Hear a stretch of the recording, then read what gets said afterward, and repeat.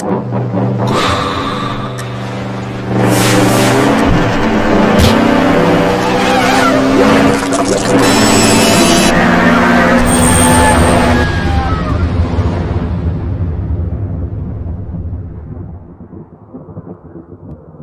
kids, welcome. It's Mark Miller here. Roy's with me.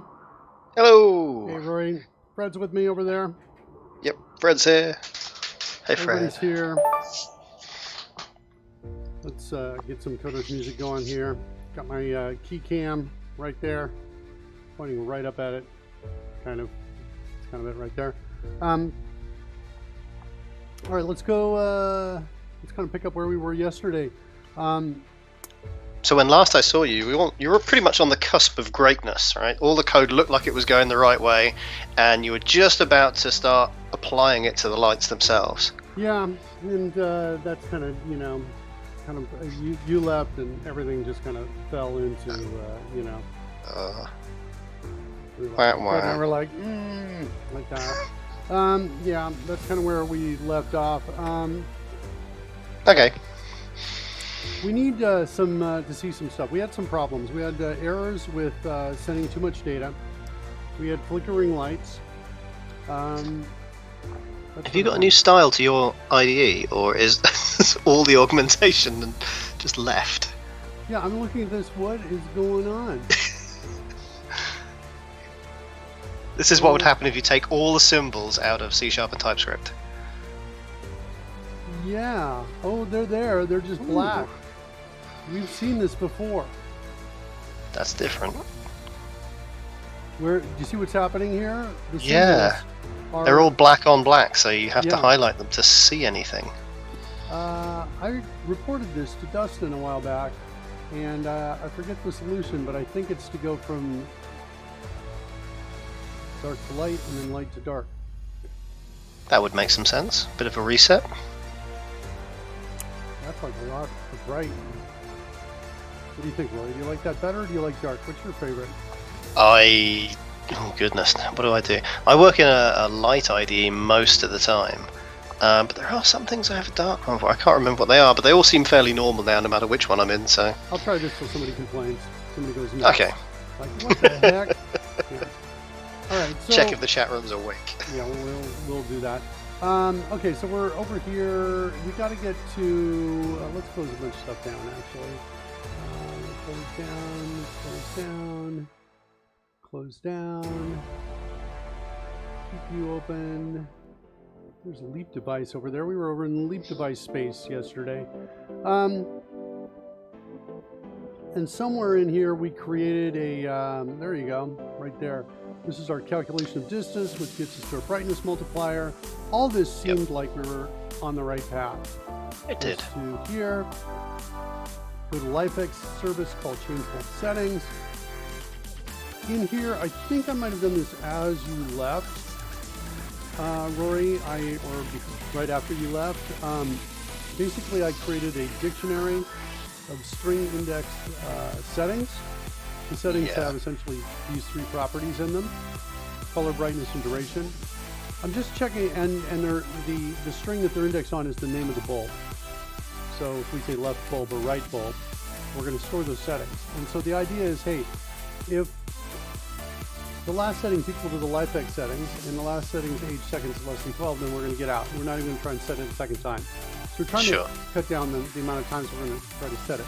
Part of the problem is that the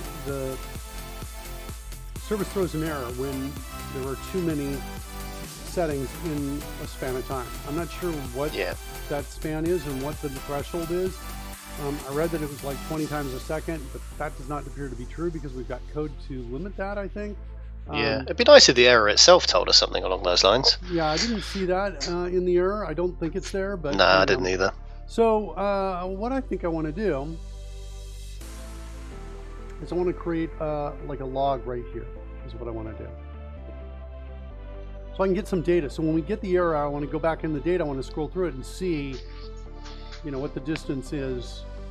How many of these are happening within a certain period of time. That sort of thing. Yeah. So I think what I'm going to do is I'm going to create a new list of strings, just a temporary string list right here. This is going to be our log right here. And then I'm going to come in here and I'm going to add an entry to the log. Somewhere around, I guess this space right here. Right there. So we'll say log, whoa. We're going to say log dot add. And we need a triple-agent string, and we're going to say maybe dtn, dtime now, dot, I want like just a number string. Do I have to use toString, or is there to local time? I think it may already be there. Here we go. To short time string is what I'm looking for, I think. Short time string. Is that going to give it to me in seconds? Is that going to give me a seconds in... I'm hoping that's just a sort of 6-digit what is the time. Yeah. But it might even be greater levels of accuracy. Maybe you get some milliseconds in there. Short time pattern, hours and minutes. Maybe. Yeah. Right,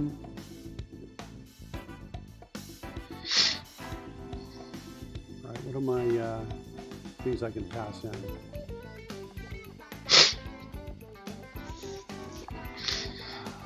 This is always one of those interesting debates you have internally. You go, okay, yes, I know that there are hours and minutes, but minutes is M and months is M, so one of them's got to be capitals, and then there's seconds, and then there's milliseconds, which is possibly N. And then there are larger things, like there's a G, which is like the whole global structure and higher level combinations. I'm going to do this. I'm going to create a new date time that's going to be our service start time. I think it's going to be actually faster for me to... Are you just going to say milliseconds since start? Yeah, that's what I'm going to do. See, I like that. That's a nice, simple approach. Yeah, so we're going to go here, date time now, minus this. I'm going to take all of that. We're going to put it in parens dot total milliseconds, I think. Sure. We'll put, that'll be our timestamp right there. Then we're going to throw in the bulb name, bulb label, and then changes to, maybe instead of changes to, make it smaller so I don't have to read so much when I'm looking at this. The color, and in duration, I suppose. Duration, which I think is in seconds. Yeah. Like that. All right, so that's going to be our entry to the log. So we're just going to do that every time we send something out. Something I occasionally do in these circumstances, I don't know whether you find this useful enough, is pad the total millisecond string to n characters, just so that all those colons are going to line up and make it easier to read. Oh, I like that. I like that, I like that, I like that. How do I pad here? Yeah, I'm not sure. It's been a while. Wait, see, that's number formatting, and you kind of want to do a two. Well, yeah, you could just do a two string and then a pad left kind of an exercise. But is there I mean, I don't know whether I've previously constructed a pad left or whether one actually exists. There's one already. There we go. Here's a new string that right aligns the characters in this instance by padding on the left for the special Unicode character. Specified Unicode character. Okay, cool. So we either throw a space or a 0 or something like that, and then we say, how many of these do we want? Well, milliseconds is seconds, so you want to account for, what, 10, 15, 20 seconds worth of time? So that's 20,000, so that's 5, 6 characters? Yeah. So I think I'll do that. Like that. It might make it a bit easier to read, you know. No, I think it's a great idea. I love it. All right, so there we go. We've got that right there. I have the app running standalone. I'm going to close it down, and then we'll start it from here. Hopefully that'll give us a little more data on what's going on, you know, and partially kind of what's right about what we're doing and what's wrong about what we're doing. Yeah. Yeah, yesterday when I saw this, I was like, oh man, I've been coding for 2.5 hours or something like this. I need to get some lunch, and do I really want to focus through this to get it working? And I just said, no, you know what, I don't. I'm out. Fair enough. I'm out. That's what I said. Right, Fred? Fred can't say anything. Fred's like, he's giving me the silence treatment because this app hasn't started up yet. So I don't need control of Fred until the app. So.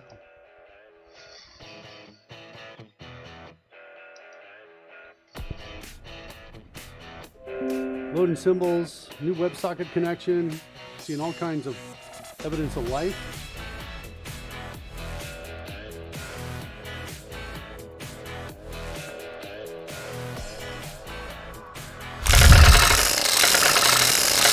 All right.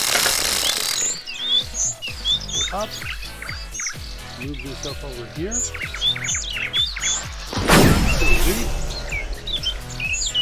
Make it active. And get my hand in the space there. Give myself a fireball. I hit the fireball button. No sound effects either. Oh, there we go. Oh, there we go. Okay. So the hue shift's 290. It's kind of purple. That's what that hue shift is. This seems like not quite right in terms of what I'm expecting. It's like a little more blue. Yeah, it's kind of purple over here. It actually, the light over here kind of matches the color, right? As you can see on my face. Yeah, it does that kind looks of match quite the good. color of it. So I'm like, all right, I won't complain too much. Let's get another fireball in here. All right. And let's go to this side. Oh, look at that. Hey. The light over there kind of kicks on. But we lost the fireball. When we lost the fireball, the fireball's gone, don't turn and the on. first light is still on. So yeah. Yeah.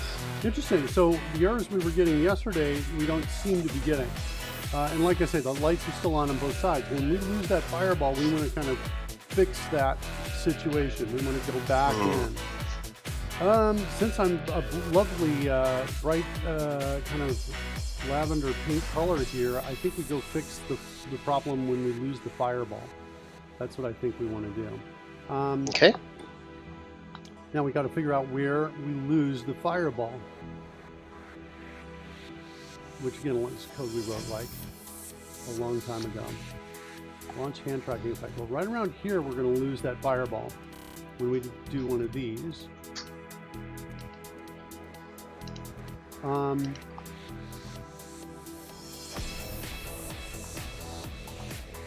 right, well, at the very least we can add this here.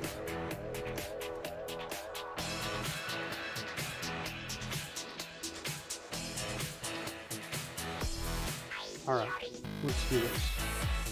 Set a breakpoint here. Let's get to a point where we actually launch it to the fingers. So we'll do that. Let's see if we can get this here going again. Come on, give me a fireball. There it is right there. And then I'm going to choose launch towards fingers. Boom. We're at a breakpoint. Excellent. And now at this point, I'm going to say LIFX service dot restore default bulb settings. What do you want to call? I'm going to do the same thing here from this point. Let's defer those. And this is because whichever of the two launches you do, we're typically moving at speed and will be very quickly away from view, or wherever we were. Yeah. And thus it's not worth sort of fading necessarily, so straight back to white in whatever time is sensible. I'm assuming that that's the default, the white color. Yeah. I'm going to say change bulb settings. I'm going to say left. The color is going to be white. And the brightness on the left is less, I think, so that's going to be 0.3, as I'm recalling. And the duration is going to be 0.3 as well. I'm going to change the duration a bit on that. This one's going to be the right one. This one's going to be 0.5, I think. Like that. So just run it. And now these should both. What do we got here? unable to read data from transport. The connection was closed. This is going to be very like Twitch, where if we don't talk to it, or sorry, Signal Live, if we don't talk to it reasonably frequently, is it just going to give up on us and not listen anymore? I don't know. I don't think so. I think that I have a suspicion that we are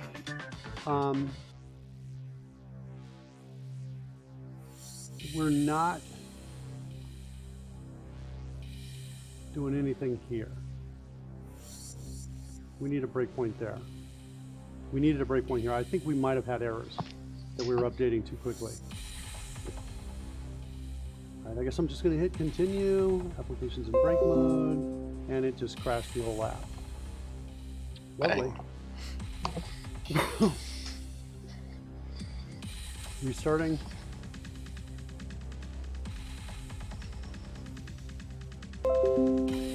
What I want to do too is I want to log in the errors right in there, is what I want to do, I guess. I was thinking, oh, I should do that, but at the very least, I should, oh yeah, errors reported should add the log.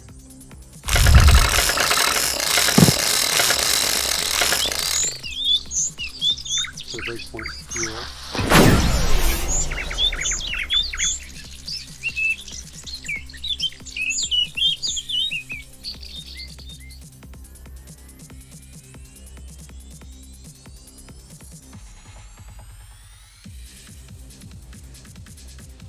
Putting this in the comment right now.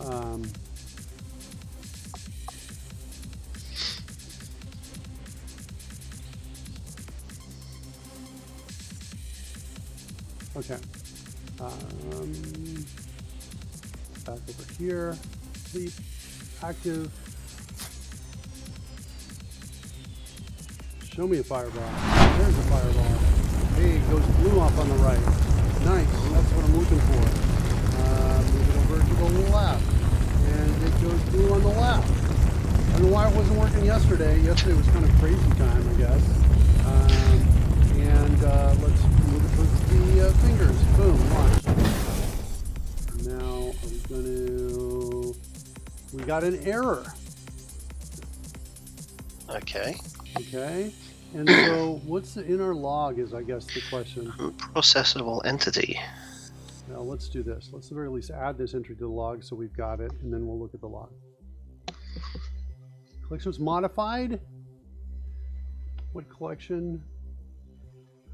Instances. This happened, I got to this point when I hit F10, so I think we're in multiple threads right now is what's happening. Yeah, that's quite possible. I'm locking on instances though. I don't understand how that collection gets modified. Something else. Instances never gets reassigned. Right, this was the thing that... Yeah, Coding Gorilla was saying that it didn't really matter what object you chose, as long as all of your relevant parts of your code choose to lock on the same thing, making them each mutually exclusive to each other on the basis of that. And as long as that thing doesn't get reassigned, it's not the place that it's being locked on, it's the actual instance of the object there. So with, in your case, a single instances list, that should be correct. Yeah, I'm wondering if we should want to replace, I'm actually leaning towards replacing on all of these with one kind of thing here, so I don't have these double case here. So the question is, can we modify, is it possible to modify instances? Right, because that seems to be what the error is. Let's go bring up the call stack here. Are there any of these places we lock that are going to call other places that we lock? So Yeah, we're going to I nest know. the problem. Yeah, I'm not sure. I don't think so, but yeah, I agree with you. That's a concern as well. That's another reason for consolidating our locks here. So update skeletal data. That's just sending this piece out here. Why is the error here? I don't understand that.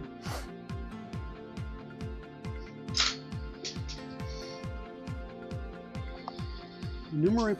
So I guess the claim is that the collection instances was modified during the lock? Because there's no, because you look at the call stack here, we're basically coming from the timer. We're basically saying, hey, do you have any virtual objects, I guess? Yeah. Or I'm sorry, we made that call and then we came down and called update data. Right? And then in update data, we get the error here. Right? The error is really interesting. Collection was modified. So the idea apparently is I cannot modify a lock if the lock is a collection. If I'm locking on it, does that make sense? What I'm It's weird because I don't see instances, although it is, I think, a list of something. We're never replacing that list. The object itself remains constant. So, and we're not iterating through that list, are we? No, not here. So Not all I anywhere can in the imagine call stack. So I'm like, is- what? So what if you've got two timers and sort of one tick or one elapsing of the timer gets you in here, right? And as we followed the code in, but then before completion, another tick happens, right? So what happens is you've got one thread on line 164 and another thread on line 162. And update virtual objects somehow changes the nature of skeletal data 2D. And because you're... Okay, yeah, I'm not well, sure where, if where that's that's the case, going, if I'm honest. Then there needs to be a lock on it, and there appears to be a lock on it. What's going on in world.update? That's true. That's locking instances too. Yeah. It's totally locking Okay, on we would instances. seem fairly well protected there. Yeah, that's kind of my sense as well. We seem really well protected on instances. If I tap index reference on them, right, we see a lock, right? And a lock at world.instances is the same as a lock on instances from inside world. That makes sense as well. So is there any place for modifying instances or iterating through it or something like that where we don't have a lock protection? I don't think that's the case. I think we've already checked this yesterday. Here's a for each.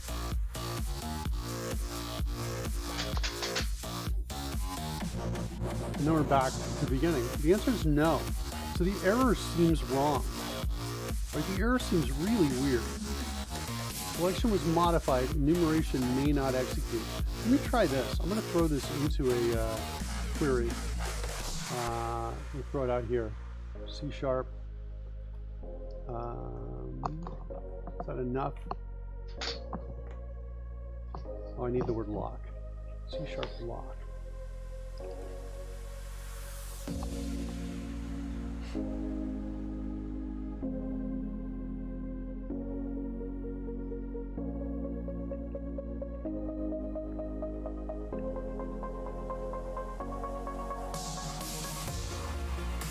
Final for each. It does have the lock there though.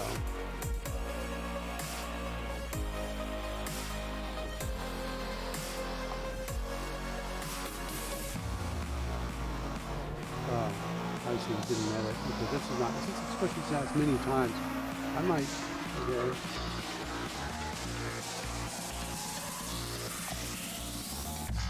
What do we got? That's a pretty good answer here.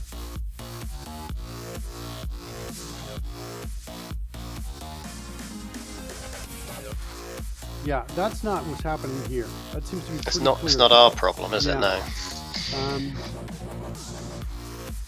Here we go. I like this. That's feeling good. Oh shoot! When the debugger's attached, it does not seem to occur. That's Wow, even worse. that must be painful. It's not us. Yep. That's not helpful. Okay, I was really thinking we would get something here. Maybe it's not to do with the lock. Okay, that might be a bit of a red herring.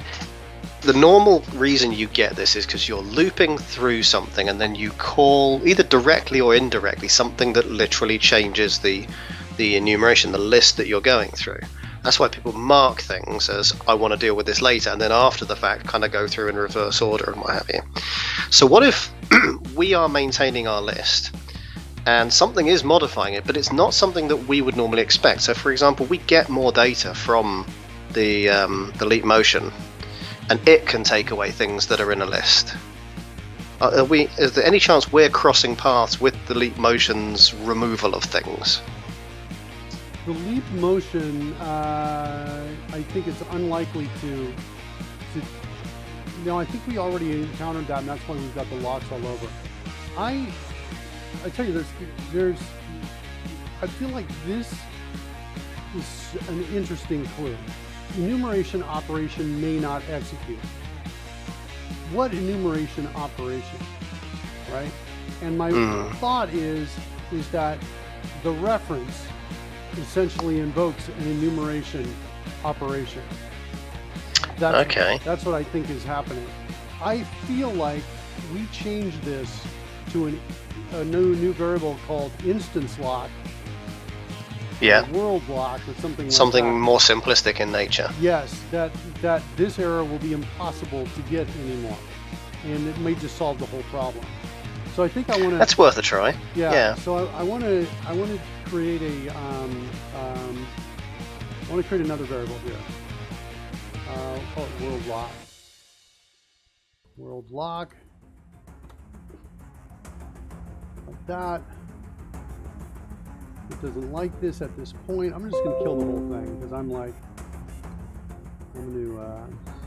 Yeah, it's a little difficult to work around edit and continue for something that is going to pervade our code quite so much. Yeah, it's all over the place. So I'm just going to get out of here. So we'll create a new object here. World lock. So that's equal to a new object. I'm going to make it public. Whatever, internal, I suppose I could do that as well. Okay, so I've got that. Now what I want to do is find instances, and everywhere I had a lock on instances, I'm changing it to world lock. Like yeah. So there it is there. There it is there. And the great part about this is it doesn't really change the abstract logic of what our code is trying to do. What we're trying to work around is a perceived side effect. That is because we happen to choose an enumerable item for our locking object. Since that'll no longer be the case, with a bit of luck, it'll work. I'm going to change this to world lock. I'm going to get rid of hands lock as well. And everywhere I've got a hands lock, I'm going to replace it with a world lock here. I've decided. There. So now we've got there. We don't need that one. There we go, there. Just two now left. Sweet. Get rid of that. Get rid of that. Okay. All right, continue. All right, there's my lock there.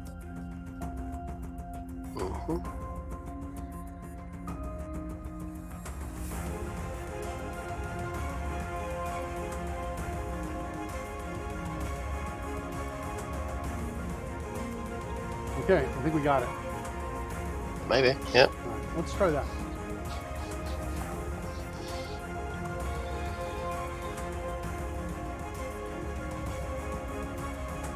So if I recall correctly, this was the firing of the fireball away from your hand or fingertips or whatever, and it was shortly after that we got the issue. Yeah, that's what I remember as well.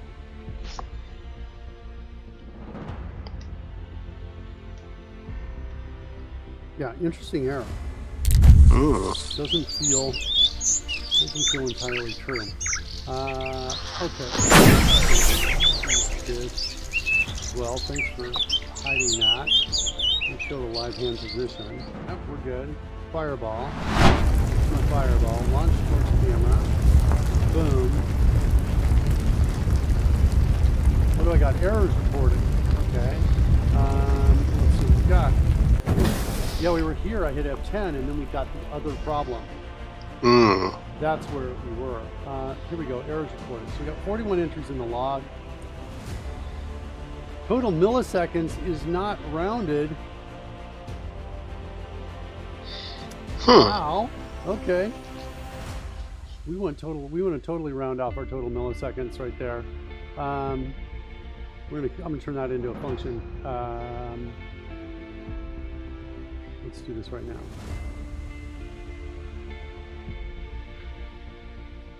Get time stir. Wait, what's happening? I'm typing things in. Visual Studio doesn't have focus. Get time stir. Like that. Get time stir is now going to be. Got some new code rush features that are kind of popping up here. They're not done yet, so you're seeing like empty boxes. If you're seeing that stuff we're working on, should be working. The empty boxes should be cleared up next week. Let's see here. Get time string. 1 and 2 total milliseconds. Round that.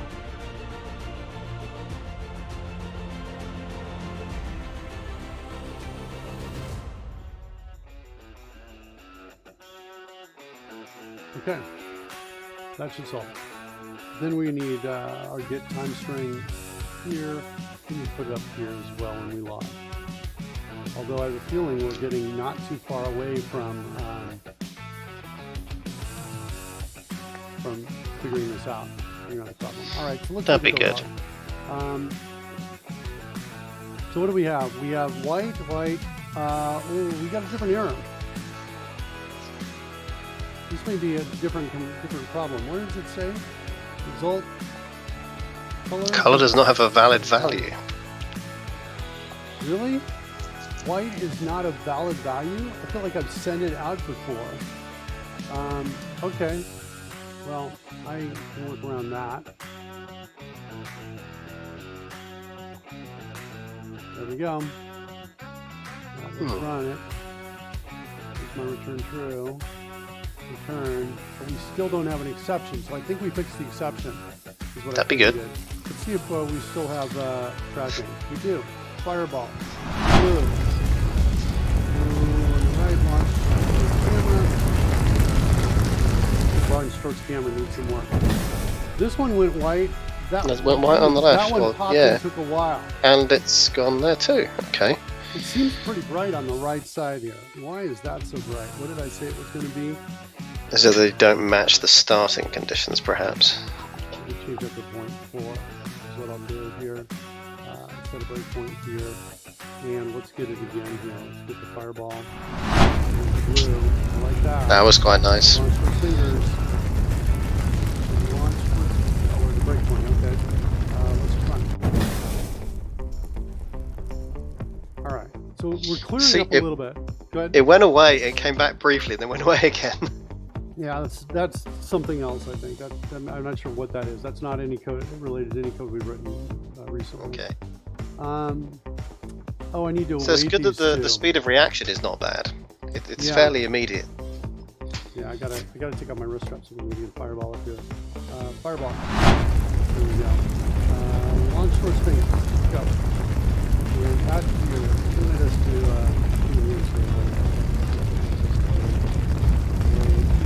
now. It's not going to allow us to make this change while we're not running. Deal with that.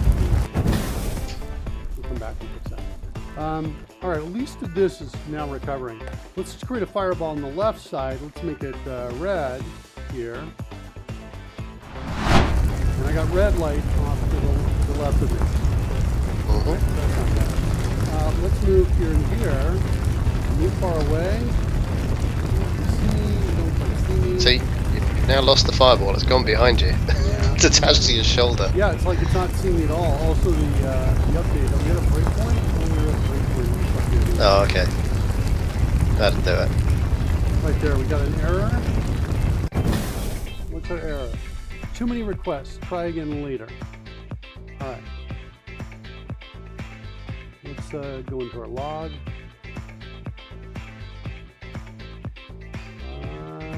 Twitter's not gonna let me get that yet. New feature.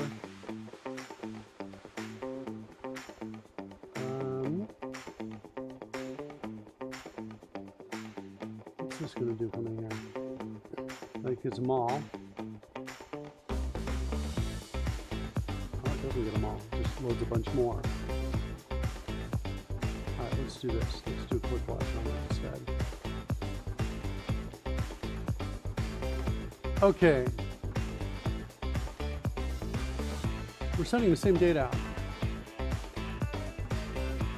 Yeah. Looks like our cache to store the changes isn't working. Are we logging our attempts or what we actually send out? Pretty sure what we're sending out.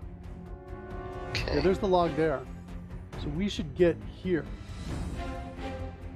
So, in other words, this, our double operator equal overload doesn't appear to be working. Let's set a breakpoint here. I guess we'll continue.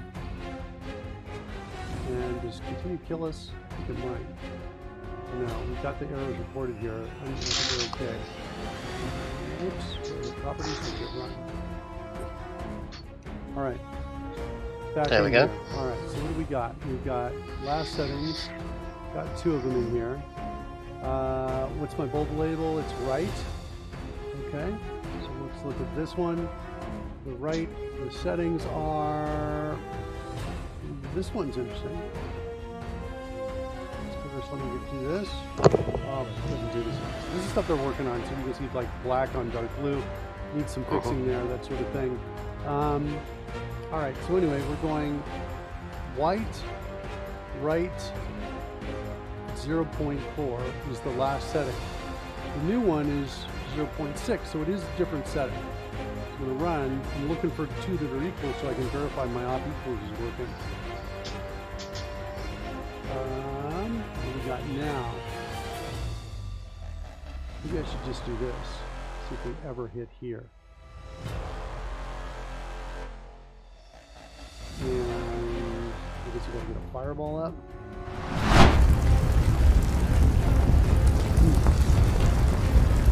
Now it's interesting, now I've got flashing. This is what I was seeing kind of yesterday. Flashing became red, and now it's just turning red. Finally it's red. Oh.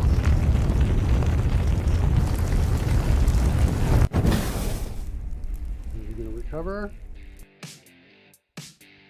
Lights, you're gonna recover. We at a breakpoint. Not at a breakpoint. Doesn't feel great right there. We never got to this breakpoint here. No. We never did. So now I'm at a point where I'm going to say, let's go look at that op equals in our LIFX setting. Let's see what's wrong there.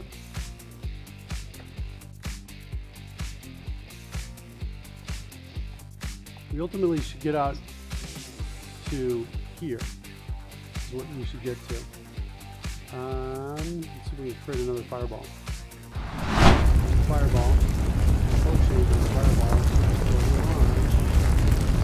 No breakpoint. No breakpoint at all. The launch didn't launch either. I wonder if we see. Oh, interesting. This didn't launch, but these guys went restored back to normal.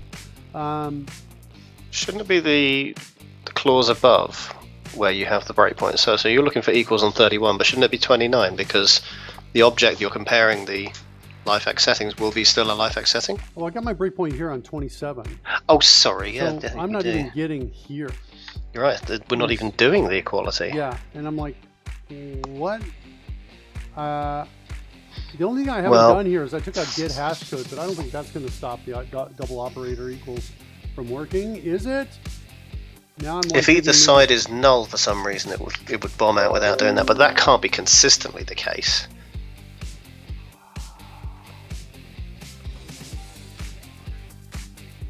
Let's just try that, see if that makes any difference at all. I'm beginning to think that is the problem. I feel like I have a distant memory I'm triggering on this, Rory, that get hash code is important in the operator equals overload. I think it is, but surely calling the base class is the same thing as Hey, I did not have, I took out the whole method before, you know, so we just had the base the bases get hash code before. You know, it was just using the virtual, so it doesn't make sense if it's required, but I'm like, all right, let's see if we're getting closer here. Back up over here. Let's go to leap, active. How are you doing, Pudding? Welcome. Let's get a fireball. Okay, so we got blue light off to the side, which is what I'm looking for. Let's launch it. Hit the fingers. Go. You go back to white light. This one's slow. Not responding. The one on the left changed, but not the one on the right. Are we trying to scare people away? Why are we coding in lightning? It was a test. It was a test. Passed. And you won.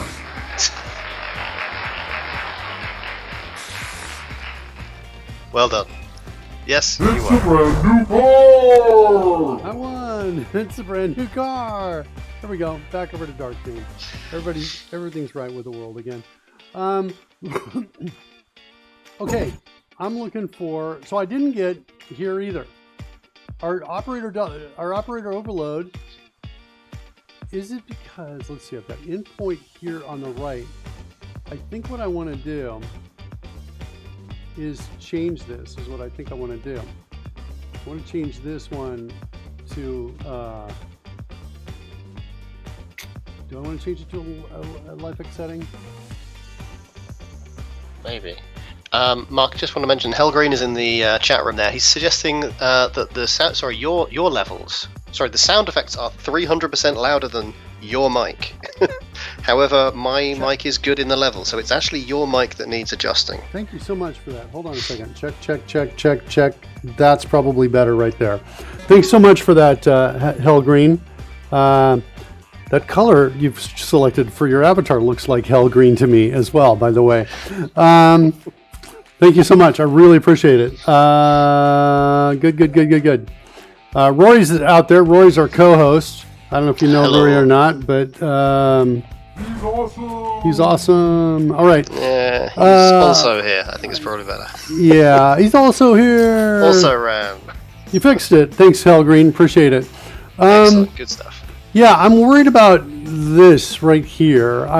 This is correct code for .NET 3, I think, but I'm wondering if some things have changed.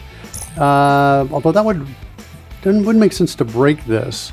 Yeah, but it doesn't make sense that I'm not getting into this overload, this operator overload here. Let's go look this up. C# operator overloading. What am I missing? I want the double equal sign. Can Google get that for us? Oh, maybe it can. Where's my op equals? Not doing that. Overloadable operators. Where's my double equals? Here we go. Must be overloaded in pairs. Yep. We got you. That's what we're doing. Operator overloading. One of the coolest things about C#. Give me the double equals. This one's to search for you.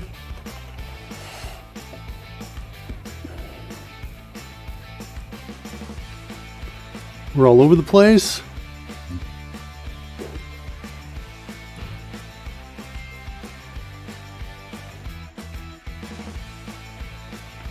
Are we getting... No, these are just regular operators. This is not overloading. That was a wild goose chase. I want the double equals. Let's come back up here and find it. No.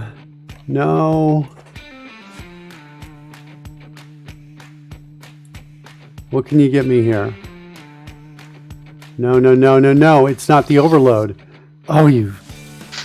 Why are we running an overloaded equals operator that apparently compares with an integer?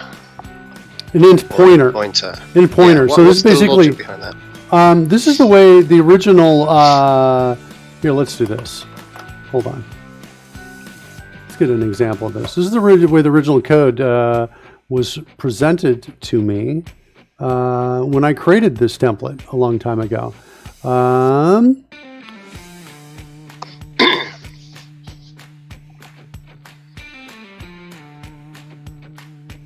Takes an object. There's no method. You have to. Yeah, we need an equals object. We just need an object piece in there. What's interesting is they've got this with 2 boxes, which I'm totally cool with. I think I'm going to run that. Is what I'm going to do. I'm going to change this to a LIFX setting. If they're cool with that, I'm cool with that. Like there and there. Hey. Hi. How you doing? I need your phone. You want 5? No, I need your phone. You want your phone? All right, there's my phone.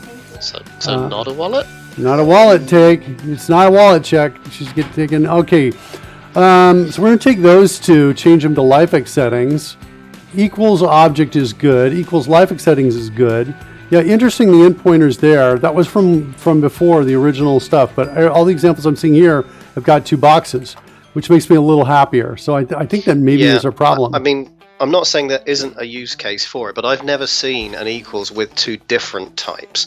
What I have seen is implicit conversions between things that you want to be castable. So that's the sort of the alternative way of doing it. I don't know. Let's see.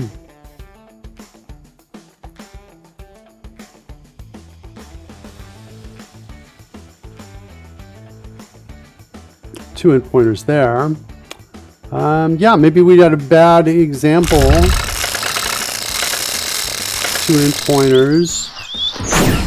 End pointer and an H-wind. Here we go, H-wind and an end pointer. See, look at the, you can see that right there. There's, you know, those pieces are there. Interesting. Yeah, I think we'll have to change the template. All right, back up. Go to Leap. Make it active. Fireball. Okay, now we're in. All right, so now we're inside. This might actually now work.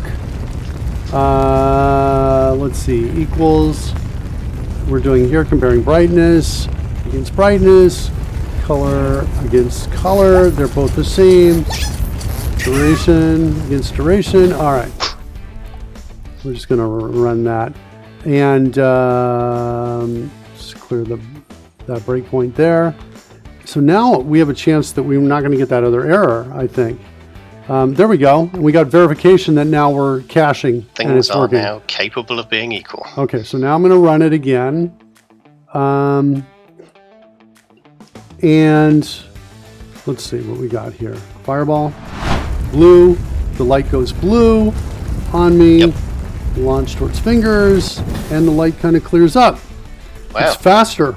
Response seems faster now that the code's actually working the way we wanted it to work. Let's do like a red. I guess we're not overloading it with so many instructions. Yeah, pink fireball there. So, you know, okay, so we got the pink fireball. Let me just move this a little bit, adjust the this. Let's bring it back over here so you can see what I'm doing. I'm just moving this guy around right here. This is what I was doing. Fireball again. There's a red. Oh, that was kind of cool. That was the speed that happened at was really good. Yeah, that color is not too bad, right? It's like it's kind of believable. As we get closer to me, do you get brighter? You get dimmer? Oh, it's totally reversing. As I get farther away, it gets brighter, and as I get closer, it gets darker. So we need to fix that. We also need, when we dispose of it like that, when I throw it down or I throw it and it goes away. When that guy leaves, we need to turn that light off. We don't have that yet. So, all right. So let's fix the. Let's launch this. That's really good. Yeah, you think so? I think since we got our caching going on, we're not overloading the system, and it's actually it's almost like it was queuing them up before. Yeah. Right. And it was processing every single one, but had to do so slower. Right. Now you've got this instant kind of reaction time, or at least the effect is that way. Yeah. Yeah. Okay, I'm going to kill this second. I want to fix this because I'm going to go a little crazy on the on these green things right here. Await that. Await that. Pretty sure you're going to need me to async this. And now, are you all happy or no? Did I get something wrong? Nope. That's it. Okay. So there we've got restore default bulb settings. For both of those places, we have to find the other one where we need to restore. I think this guy on the right is too bright. I'm going to take it down even more. Guess we're going down to 0.3 over there. And I'm going to go to 0.2 on the left. That's going to be my fill light. I'm going to do both of those changes. Is this because they're different distances from you? A little They bit. have different values. The one on the left has also got a little more light hitting me from the wall, reflection off the wall. So I'm just trying to balance, right? You can see it's a little brighter right there. So just trying to get that balance right. What was the other thing I was going to do, Rory? We had to figure out when it was thrown. Oh, we got the brightness. The brightness was wrong. We were inverting the brightness. That's right, the distance. Yeah. We were getting brighter as you go further away rather than closer. And we'll go fix that. Change bulb settings. Change bulb settings. On the left, the brightness multiplier. This thing was reversed. We want it to be essentially 1 minus this. Pretty sure. That's what we want to do. And then somewhere we got to find out when it's thrown. I think we've got a method out here called throw. Is it throw, or are you just discarding? Because you blow it away, or you throw it it goes to the camera. I guess, yes, if you throw it in the air, that's true. But what you've been doing, isn't it not just putting your hand down and cancelling, so to speak? Yeah, I'm not sure if there's something we're doing there or not. When we do a throw, at some point we're going to remove... oh, interesting. When we throw it, we go into the world, we add an instance in the world. So the world has got like a three-dimensional set of objects that could be juggled, for example, right? Or at least it's got one of them. So we're going to add it there. Throw object. I'm just kind of going out. Launch towards figures calls throw object. Launch towards camera calls throw object. Okay, guess what then? So we can put the discarding logic inside throw object instead of there. Be nice and efficient about things. Yeah, that's what we can do. Throw object. And now we've got this, and then we can come out and say that. Except for... Is that true, though? Where were we? We were in... We're doing two special types of throw here. Leap where we know they're going off screen, that we are getting rid of the fireball. We also have the specialist kind of throw, where you throw it into the air in order to catch it in the other hand. Yeah, yeah. And I'm wondering if that's also going to call this and cancel, unfortunately, now. No, I wanted to. I kind of wanted to. I want the lights to go normal as it goes up. But when I catch it, then I kind of know where it is. I could also, we could also make it so if there are any ones, we could check to see if any ones are moving, and then we could have the lights kind of change as it's moving too. So we've got a slight problem here in that Skeletal Data 2D does not have a LIFX service. So we don't have a way from here when we throw it. So it's almost as if LIFX service needs to move down. That's kind of what I'm feeling. It needs to move down into this lower level class. Let's see where we're using it. Everywhere we're using it in Leap Device. Change bulb settings. So this, change left bulb settings, change right. Well, we could move that as well down into the skeletal system. We could also alternatively pass it in as a parameter. We could pass this in as a parameter in the launch commands. But no, wait, that wouldn't help us. We need to, maybe when we create it, how about if we did this? We did that. And, or we registered it. Let's register it. Let's make a call to register it. How about that? And we're going to say skeletal data 2D dot register LIFX service. Feels good. Feels like it's okay. Not too bad. It's a way to solve the problem. Yeah. Okay, and then we're going to say, we're just going to hit the code rush key right here. We're going to say declare property, declare field with initializer. There's my field right there. And then now, when we go to throw object, we can do this call, which should now work. Everybody should be happy about that. All right, that looks like it's okay, even though the highlighting, syntax highlighting hasn't fixed that yet.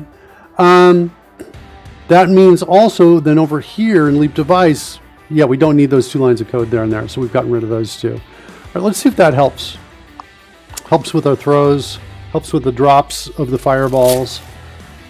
Let's see how that was working. So starting that up.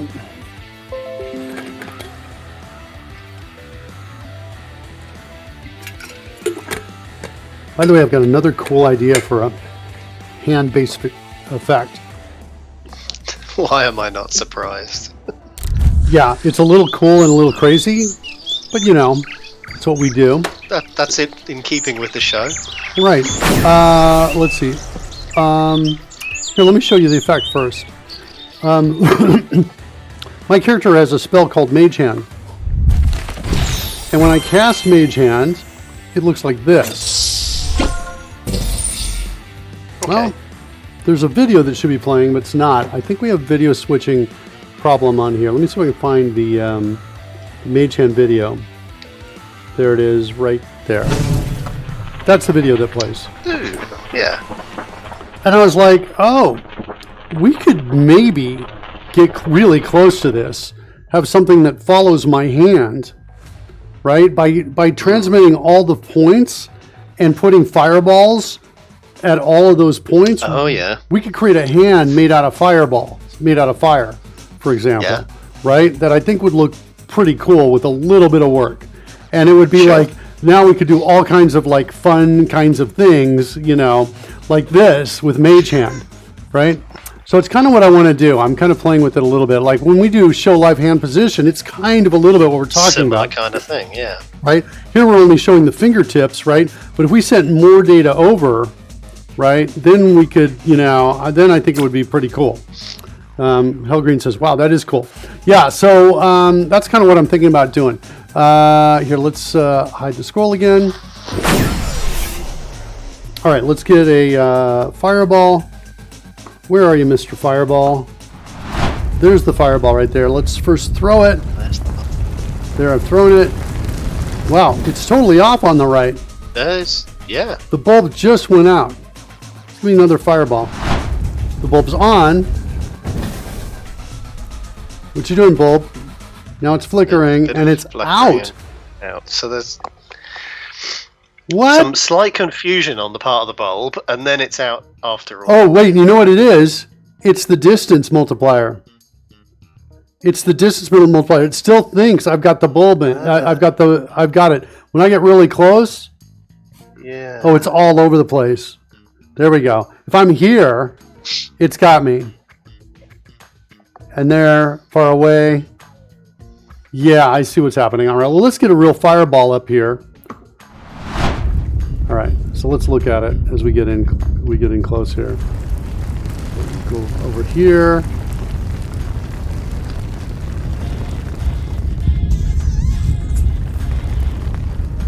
Yeah, it's flickering, which is kind of an indication of the noise that's inside of the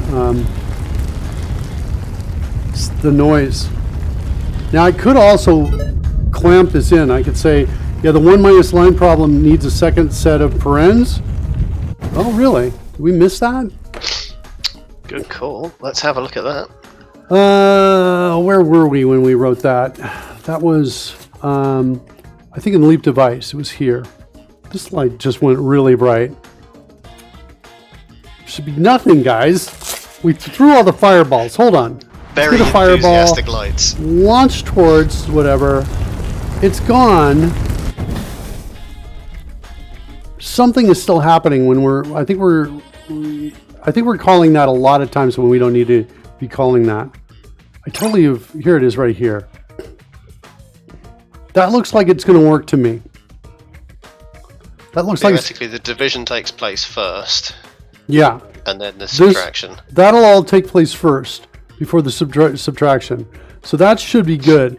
But I'm thinking about, saying brightness multiplier equals math.max whichever bigger, 0.3, that. Or maybe 0.2, like that. So we'll just come in here and offset that a little bit. Any code going on here? No code's happening now. Let's now get in here. Let's change that and now run it. And we threw, why didn't these restore? Right? All we've done is to move them from... I mean, if anything, they should be being called more often to restore. Yes. And maybe they're being called more often and somehow... Let's go look in here and see what's happening here. Set a breakpoint here. Wow, it still doesn't have this. Still not happy with that. Highlighted as... Oh, it's not even letting me stop on it. What? I think this... I wonder if it's an edit and continue issue. It's not letting me set a breakpoint here. As far as it's concerned, there is no running code there. Yeah. It's all an illusion. Let's see what happens. Let's come in here and get myself a... all right, we're here. So the throw object, still none. All right, it's heading continue. Let's stop it. We'll restart it. That was a little bit crazy. I haven't seen that before with that in continue. Okay, go. Come on, you're gonna unreachable code detected. Oh, it's unreachable code. That's different. Right, because if we get into the lock and we return true, we're not going to do anything else. I was imagining this as something completely different. Yeah. I was imagining it as a try finally block that the lock, no matter what, would get out of it. Who'd have thought the computer actually knew what it was doing? all of the hints there to show us. The code was grayed a little. There was little lines under it going, hey guys, this thing over here, there's no chance, right? And then the lights join in by not turning off, you know? Rory, we can talk about something else if you want. We don't have to keep talking about this one. Oops. Yeah? Okay. So it turns out we're human. Turns out we are human, and we're dealing with these freaking machines. All right, active. Show the live hand position. Here we go. Let's get in here. Let's get a fireball. Give me a fireball. We're not even seeing active. Why am I not seeing active? That is like unexpected. Okay. Nothing's going on. Oh, now I got it. There we go. And everything's reset. Okay, well.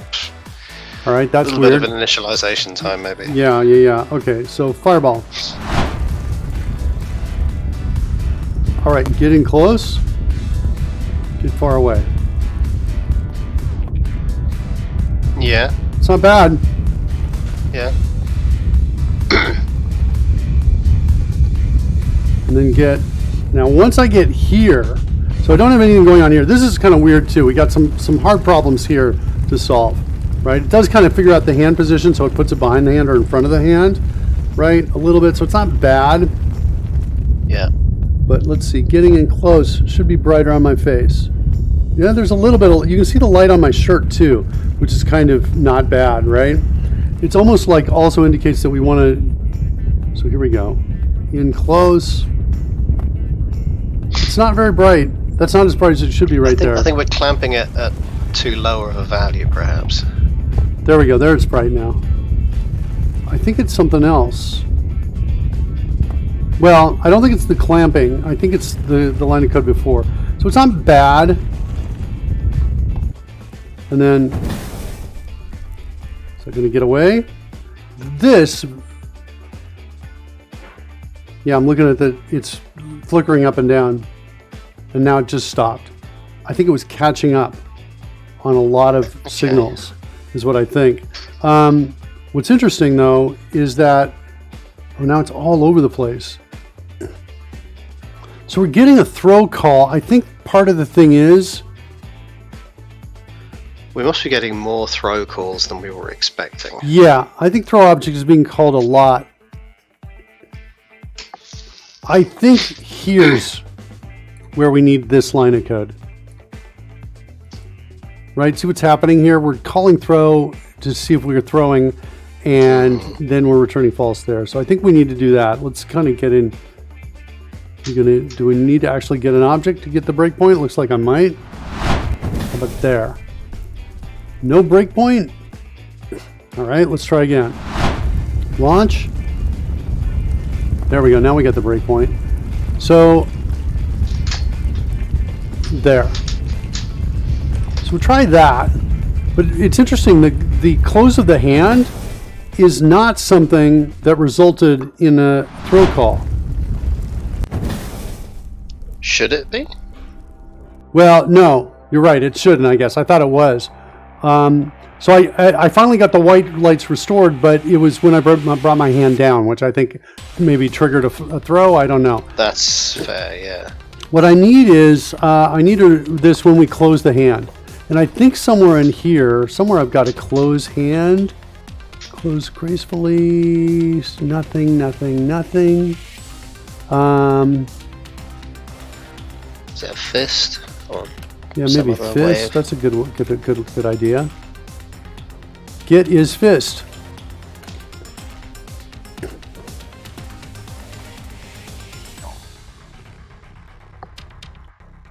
Check for throw. We're only using is fist here and here. We calling get his fist anywhere else? Only there.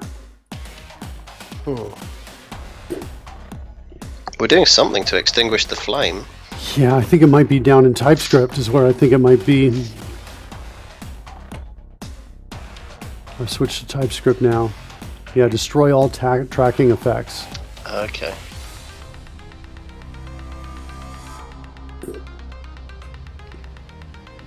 So this is called update tracking effects. Yeah, I think we need something basically in this space that says, hey, if it's a fist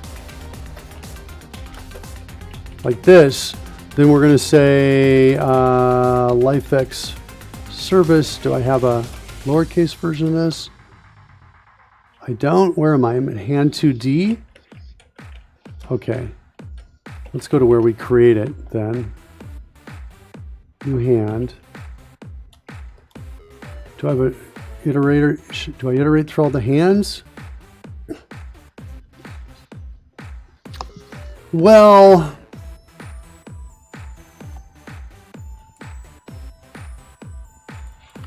yeah, let's do this. I think I want something right here that basically does a for each every hand. What is it? Really hand or hand 2D probably is what it is. Hand 2D in item.hands or in hands. Yeah, it's a hand 2D right there. So for each hand inside of there, we want to say, hey, look, if hand.isFist, then what we want to do is we want to say, we want to call LIFX service dot restore default bulb settings. So we make a fist, we're going to restore those. That's what we want to do. Set a breakpoint there. Oh, we get right in there. Sweet. And then run.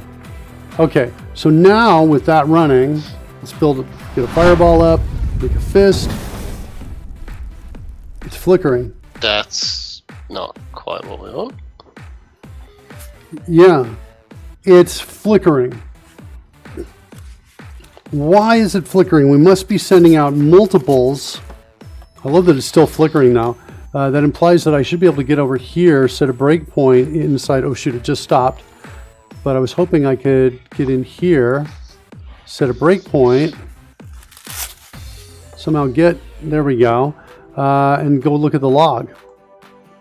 That's what I was hoping. Yeah. 268 entries in the log.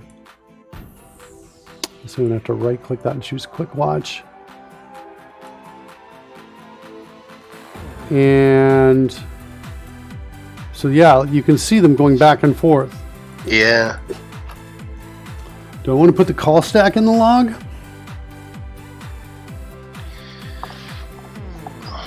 It's hard to read. I can put a lot of data out there. I don't have a special, dedicated reader for it.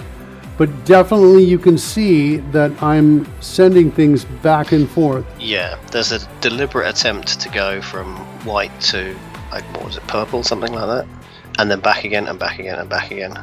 Yeah. Also, the right one is going in 0 seconds, not 0.1. Kind of interesting. Who's sending 0 seconds in duration? Change bulb settings. Well, that's it's here. White. So yeah, there we go. So restore default bulb settings is being called multiple times. But it's fighting with the other command at the same time. Yeah. So we're getting one from here. Where else are we getting it from? What's the If it's a duration on the fist, other? well, if it's a fist, we're getting it here. But so my thought Oh, was, but there are 2 hands, so no, that wouldn't. so we're basically coming in and changing bulbs from 2 different sources. So one of them is, hey, set from frame. So if the hands are up in frame, it was like, and if there's a fist, I think there's, I was thinking, hey, we're gonna clear it out once and we'll be fine. But I think that we're changing the bulb from 2 different places. And we kind of need to look at that and see why we are, right? There's got to be an object in the hand to change it. This calls change bulb settings, which we call also from leap device.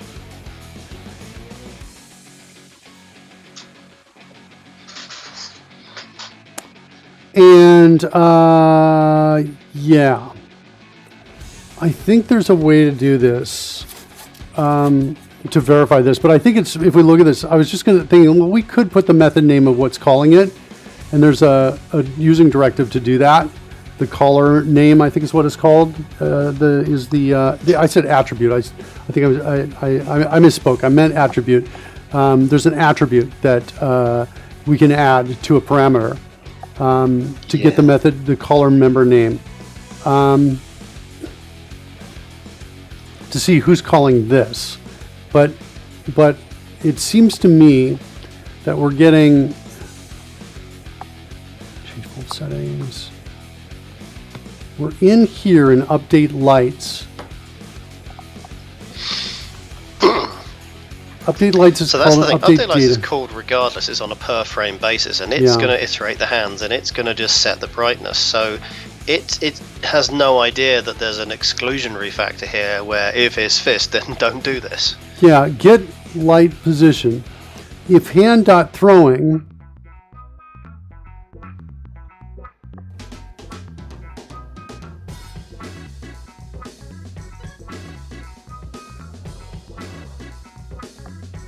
I think it might be coming from here.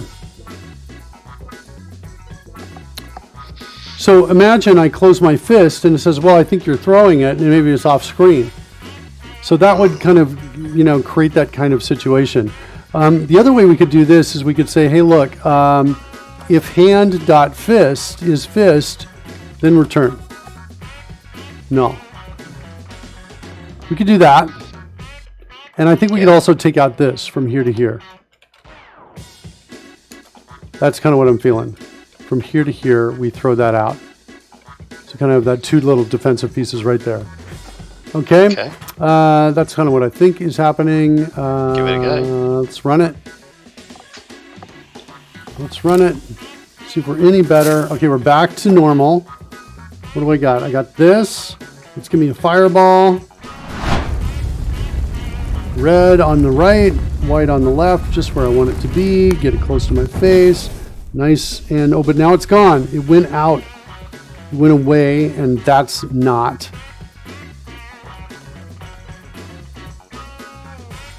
It's changing. And it just went white. Ugh. Ugh. Ugh. What's going on? Fireball. It's blue. That part's looking good. Fist.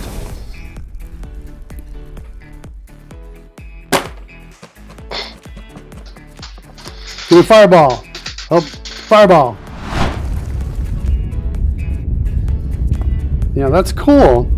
That's good. That works. It's gone. What you gonna do? Takes a while. So the fireball goes away by definition.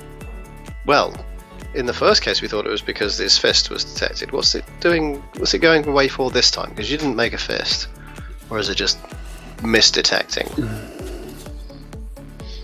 No, I thought I did, but I didn't notice that.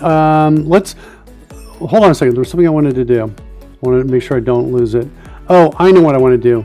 Oh, it's in the brightness setting. I wanted to round it to 1. I am doing that here. Just make sure I'm not doing it any. Yeah, I'm not using brightness anywhere else. I want to make sure I'm at least rounding it out to 1 decimal point. And I am, apparently.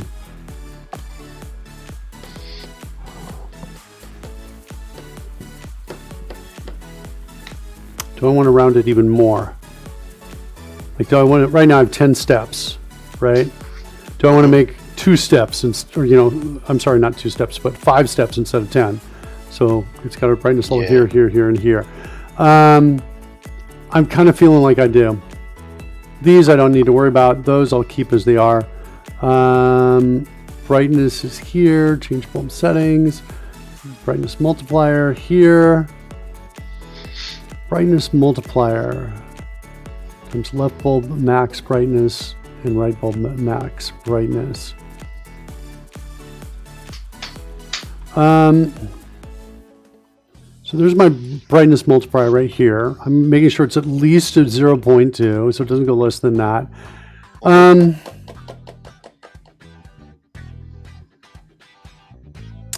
How do I do this? Break it down into steps that are kind of evenly discrete steps.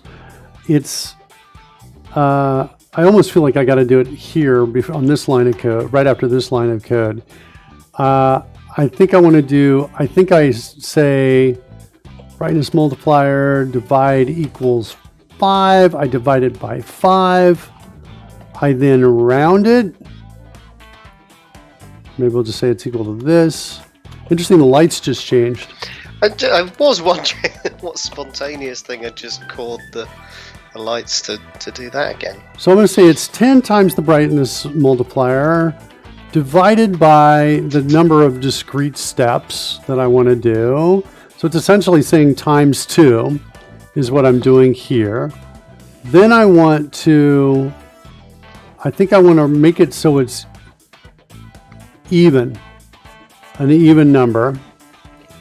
Oh man, yeah, my brain's not going to be able to do this. This is too much math for me right now. I have to say, it's getting away from me as well. Yeah. You're trying to say that normally with a single decimal place, you'd have 10 discrete steps. What you want is to have 5 discrete steps. Yeah, what I can do is this. Here's another way I can do it. My brain can definitely handle this. If this is greater than from 0.7, I'll say it's equal to 0.8. Right. Like this. I can just do a couple lines of code like this instead of doing the math.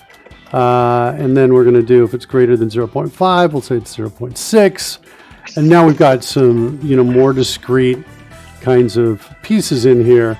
You want math? Let me help. I can do math. I can do math. So here's No. Let me help. Here's my code right here. If it's greater than that, 7 then 8, if 5 then 6, 0.1, then it's going to be 0.2, like that. Kind of like that. And I don't know, maybe there's some else's here.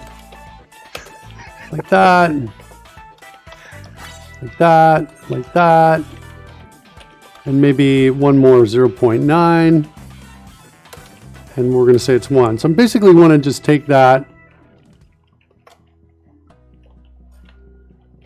Kind of like this. That's kind of what I'm thinking. We want to take all odd decimal places and round them up to the next even decimal place. Yeah, that's kind of what I want to do. That's a horrible way of saying it, but yeah, sort of makes sense. Yeah. That's kind of what I'm looking for, is something like that. So anyway, let's try that. Let's just do that. Get in here, try to get a signal. There we go. We got a signal, brightness multiplier. What are you, my friend? 0? Interesting. What's our distance? 250. Our distance is 250. Oh, we actually got another distance up here. Hold on, let's go up here a second. What's our actual distance? 354. I could change these as well, though. All right. Anyway, let's go do that. Now we've got a brightness multiplier still of 0. distance is now 350. And the min distance still, yeah, that makes sense for what it is. So you can do 5 times the brightness multiplier, then floor it, then divide by 5 again. That's kind of where I was trying to get to with my tiny brain.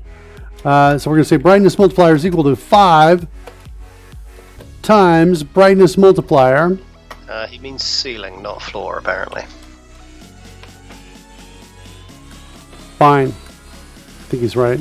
I'm just going to divide by 5. The stage left here going, Divide by 5. whatever. 5 times that. Is that going to be right? 5 times that, so we're going to get a number between 0 and 5.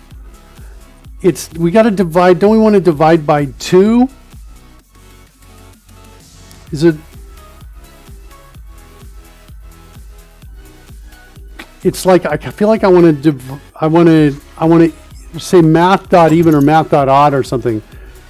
It's between 1 and 5 because it's ceiling. Oh, I see. Okay. And then I divide by 5. But I want to do. Oh yeah, you're right. Ceiling is going to round it off. Okay, I think you might be right. Let's get to this. What do we have here for brightness multiplier right now? We have it at 0. So we'll just run it until we get to the next one here. Yeah. I think you're right, Pudding. All right, here we go. So we got brightness multipliers now of 3.44. And now we get 0.4. Look at that, kids. He's awesome. That's what I'm talking about. That's the kind of Well brilliance. done, Pudding. That's the brilliance we needed. Right That's there. exactly what we need. My brain was not up to that. Not at this time of day.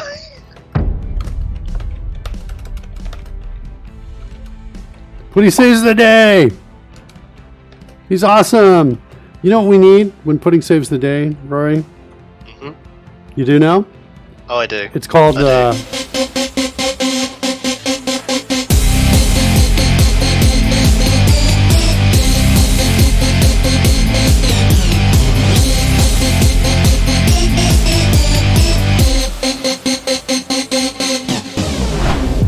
fireball.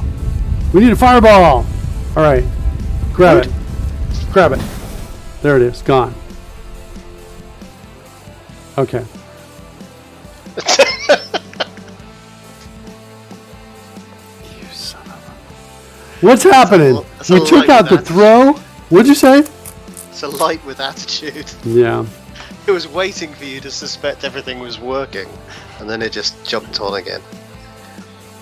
All right. Well, this we know is right. Change bulb settings. Hold on.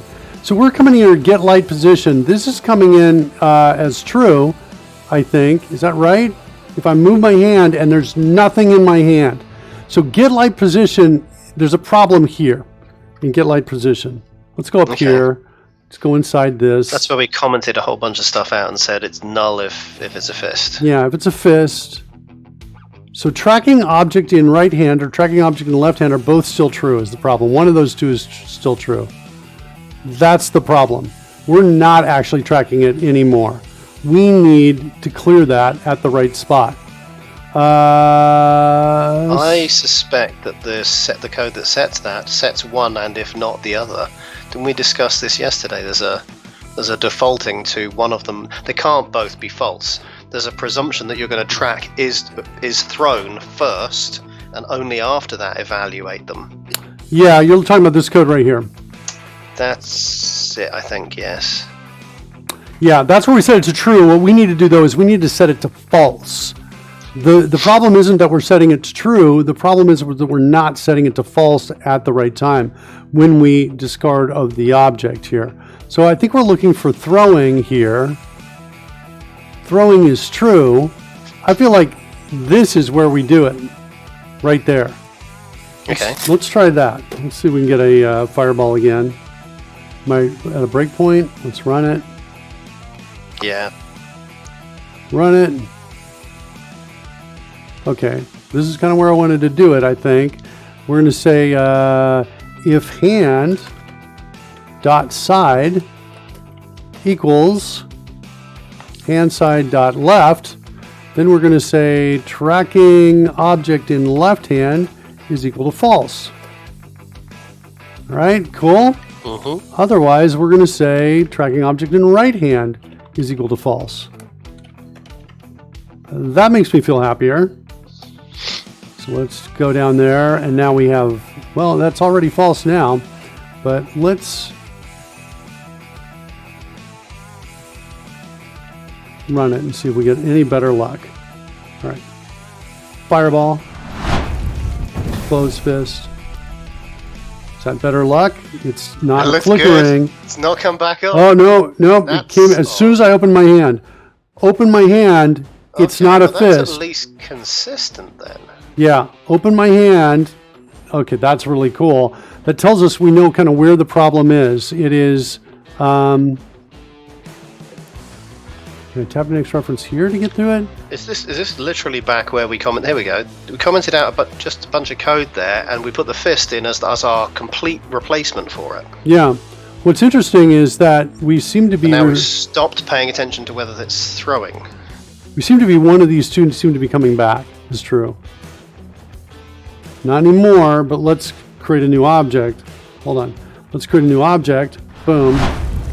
Okay, good. Run. Run.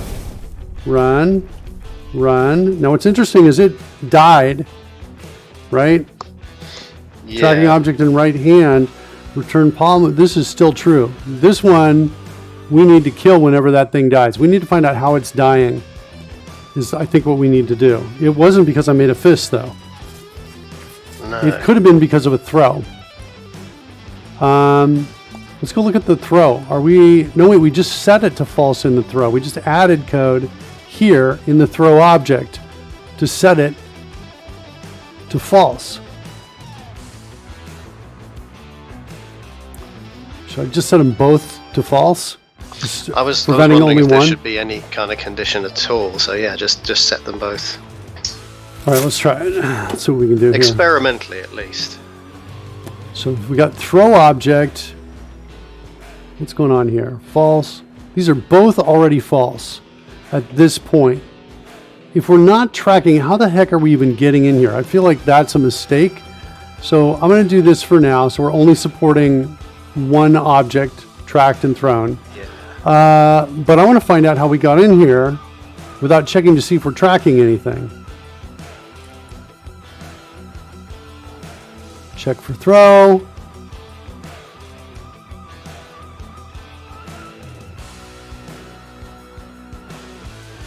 So this... If one of them's true, or you've got a fist. So Then basically, keep going. if this one's false and that one's false, or I have a fist, these are both false, right? Which means this is going to be true. Yeah. Which means we should have not gotten here.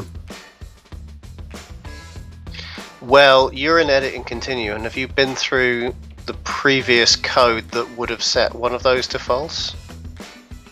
So you did have some conditional code here, which did previously run. Okay. All right.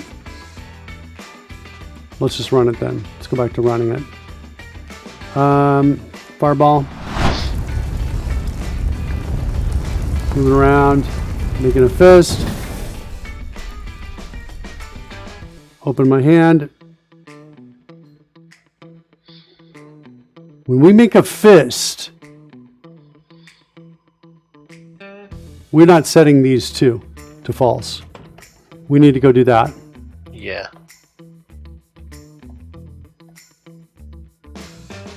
Here's where we need to do it. Right there. Okay. I think that's going to be happier. And whilst this will work, when we're only supporting the one object, it'll be both those locations need to go back to being conditional based on left or right, I think. There it is. It looks like it's working. Now you're gone, aren't you? Yeah. Yeah. So there's red.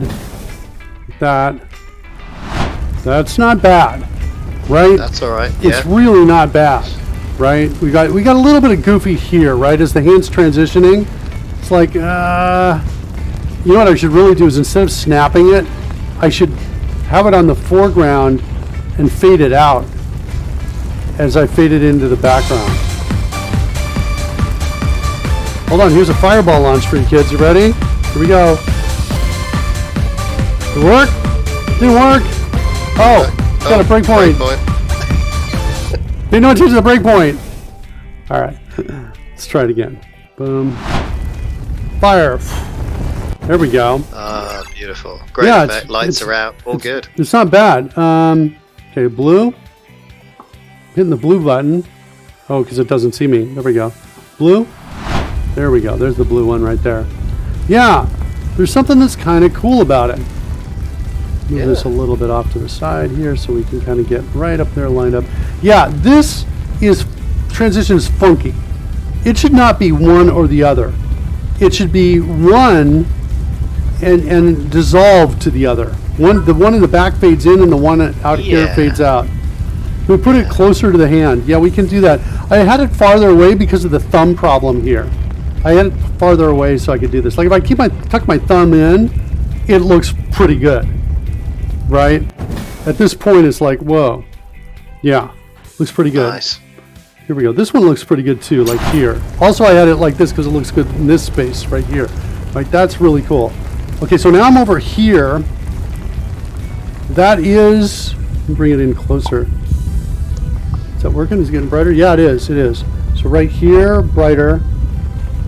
This one, the max brightness on this other side. I don't like how it goes behind me, but you know, I don't have a place to draw between my hand, right? I don't have that screen right there. It's hard to do over the top like this. So crossing over is not something really. Let's see, one more time. I don't know, what do you think? Is it too dark? It kind of gets darker on the right, even though it should get brighter there on the right. I'll cut your head off with 2 hands. Okay. Okay. That's a very specific threat. Launch towards the fingers. Here we go.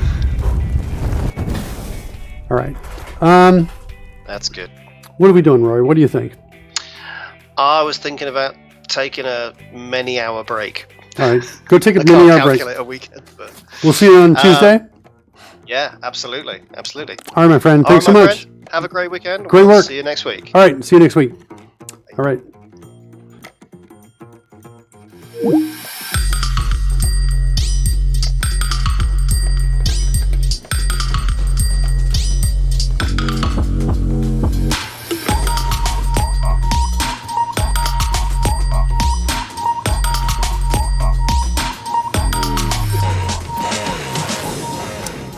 So that is pretty cool. Let's try a few more things because I got a number of buttons here that I haven't tried in a while. I've got smoke A.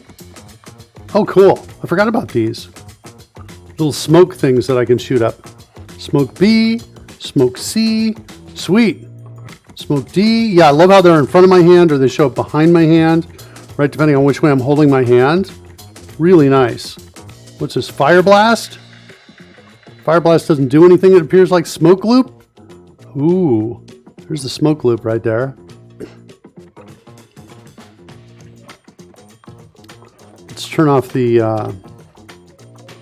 show live hand position here. So we're looking at it a little bit more like this. All right, give me the smoke loop. Interesting. Yeah, that looks pretty good right there. As long as it's off the hand. Yeah, I definitely need a fade though. I need a fade kind of thing to fade in and out to get that around there. Color doesn't match here like I want it to. The color of the light bulb is not bad, but what I'm seeing on my face looks a little more purple.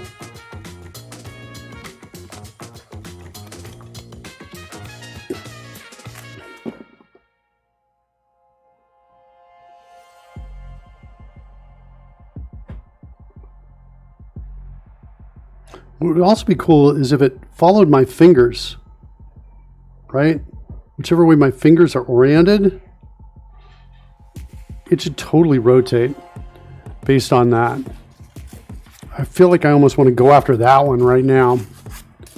Let's go take a look at that.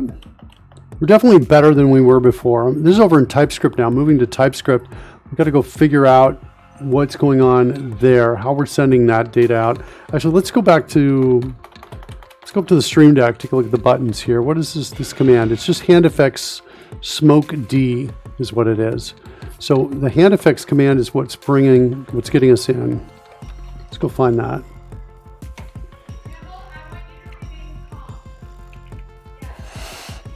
You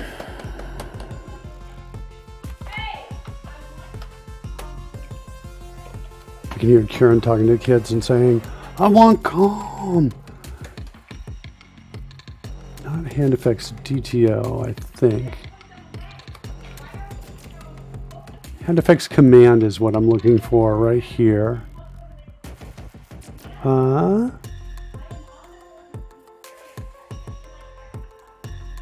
there, trigger hand effects,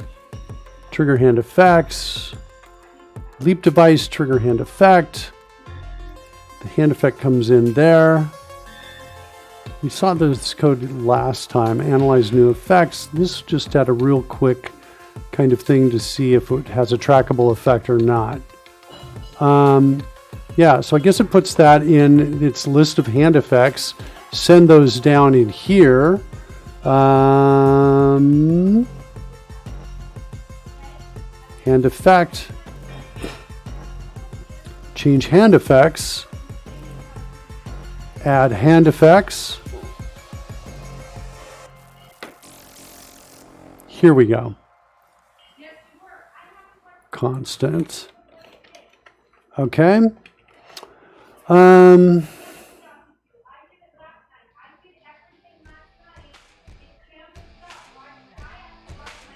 on just 1 second, kids. I'm going to go. I'll be right back.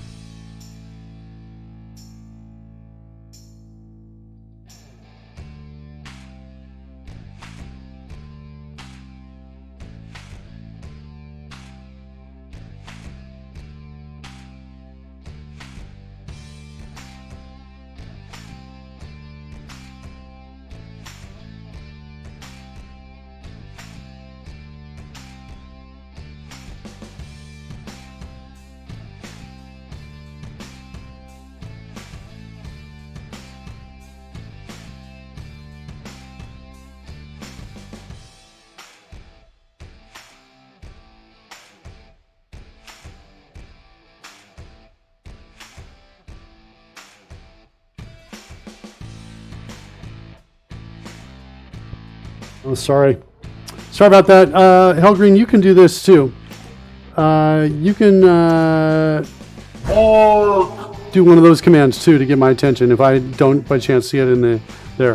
Thanks, Hellgreen. Appreciate that. All right. So here's what I was saying the last few seconds. I'm trying to figure out which direction the hand is facing. Right? There's somewhere in here, floating attach point, palm position, fingers, side, throwing. Yeah, I guess I don't have it. I have a palm attach point, palm position. Hellgreen is going to become a regular here. Maybe. So check thumb position against fingers. Yeah, that's kind of what I'm looking at, but I'm trying to figure out how I'm already doing. There's this command I've already got, which is launch towards fingers. And I want to see, am I doing the math up in here? Is my question. Velocity, launch info, dot velocity is my fingertips attach point 3D minus my palm attach point, normalized times speed. What am I doing with that throw object? I'm sending my launch info to it. That's my throw vector. Throw direction is here. Yeah, there's not really a throw direction. I think I need to add some more data and send it down. You also find palm position, then finger vectors, and then vector product. Yeah, well, that's kind of so I'm not as, I'm going to say right now, I'm not as math skilled as you are, I think. So I'm going to say already that what I do is going to be a subset of your skill set. Let's go though. Let's take a look at this. So here, this I got. Like, I understand this. What I feel, though, is that this piece of information needs to be sent down with the skeletal data every time we update the skeletal data. I want to know what the fingertips attach point 3D is, which is, what is that? Get fingertips attach point 3D, which is, finds the average point of the 4 fingertips, and then just returns that. Okay, so that's kind of what's going on there. So and it does by just the tips. It skips the thumb right there. So skips the thumb, gets the other pieces, and then says, okay, here's what the fingertips attach point is. Okay, set palm properties. I think this is called whenever we create a new hand. It is. Sweet. So what I want to do is I want to essentially add a new property here, which is going to be called palm to finger vector.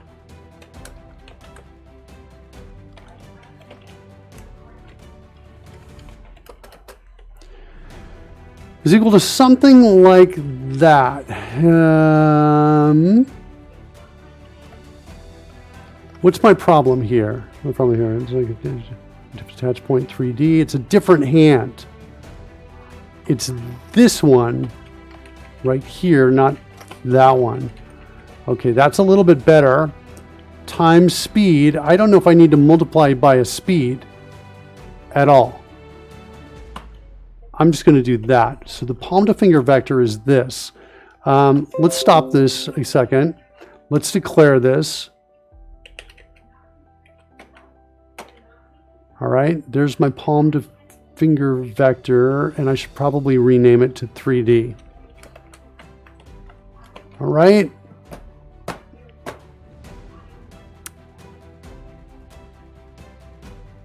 Do I want it to be 2D?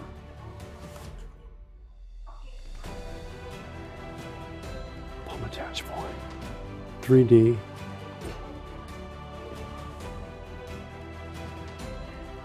Palm position. Throwing. I thought we had a throwing. With throw direction, that's not quite what I wanted.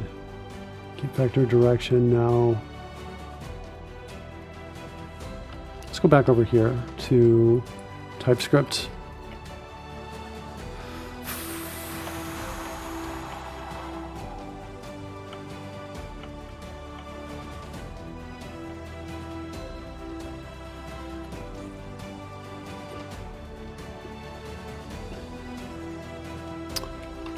Yeah, let's go back over here. I want to go to where we throw.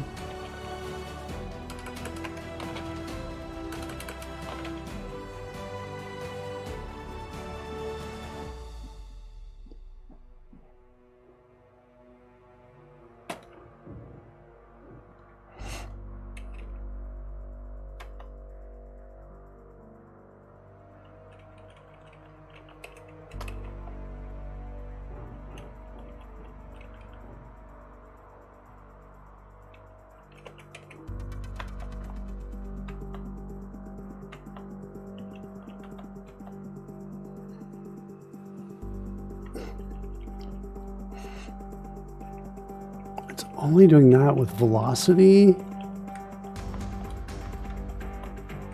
We're creating a new instance object. An instance object is going to track where it goes. So, okay. So that information is not needed there. Okay, let's see if we can get back to where we are here. I just added this palm to finger vector 3D. I think I want it 2D is what I want.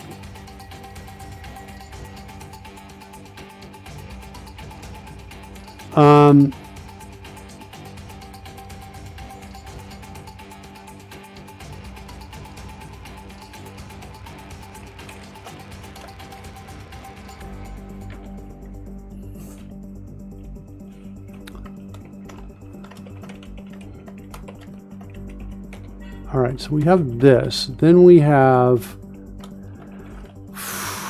I think I want to call leap calibrator dot to scale, whoops, leap calibrator dot to scaled point on that vector. And I think that's going to give us a direction, is what I think that's going to do. Then we're going to change this to palm to finger vector, just like that. Declare it, this property. We can get rid of this one now. We've got this new scaled point, palm to finger vector. All right, down in TypeScript, we need to go into hand2D. We're going to add that palm to finger vector. And that's a scaled point. Like that. So I've got a palm to finger vector down here. Then we need to go from there to a rotational angle. So let's see if you can help me with that as well. The scaled point, by the way, it's got 3 components, an X, Y, and a scale. We don't need the scale. We're just going to use the X and the Y right there. Palm to finger vector. Maybe I should change this. Hold on. To just a vector. Maybe just a vector. Yeah, stand by. I think I'm going to need you in a second here. Change this just to a vector. Palm to finger vector. Then we're going to say, let's do an introduce local here. And we'll call it scaled point. And then right here, we're going to say a new vector and pass in scaled point.x and scaled point.y. Because we really just need to know kind of where it's pointing right there. Okay, what's my problem here? Problem here. Floats is what it's needing. I think that's it. I think we'll switch to floats here. No? What's your problem? Float system int pointer. That's not what I want. Do I have the wrong vector type? I could do a leap dot vector.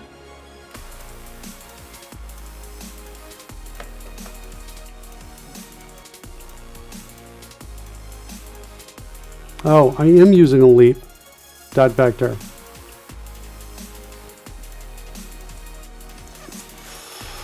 I want a different vector. Is what I want. Do I really have only one vector here? I got a vector in D&D core. Dot vector. That's what I want right there. That takes 2 doubles and an optional third parameter.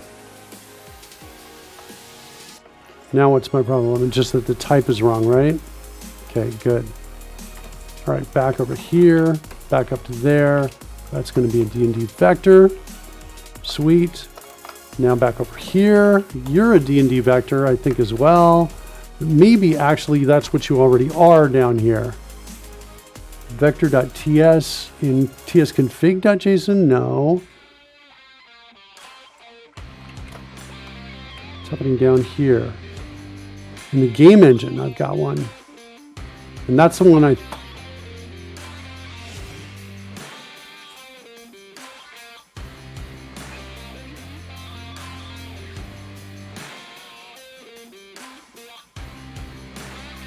jump to here. Well, I guess I'm not going to worry too much about it because as long as it's got the X and the Y, JSON should be able to get that data across.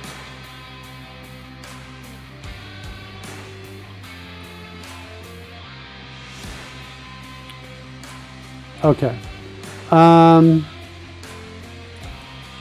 Okay, back down over to here now. Now here's what we need to do. We need to get a rotational degree. There's no way we get info about Z. Wait, what am I missing? Hold on. Scroll up here. You can also find follow position within vector product, and even if they're projections, they are projections. The math should work because of how vector product works. Yeah, I believe that as well. So this, right? Are we in? Is it the hand? No, it's hand. first hand dot palm to finger vector dot, got an X, I got an X inside of there. The X here is lowercase. What are you? Also lowercase. Cool. All right, good. So we got that created correctly.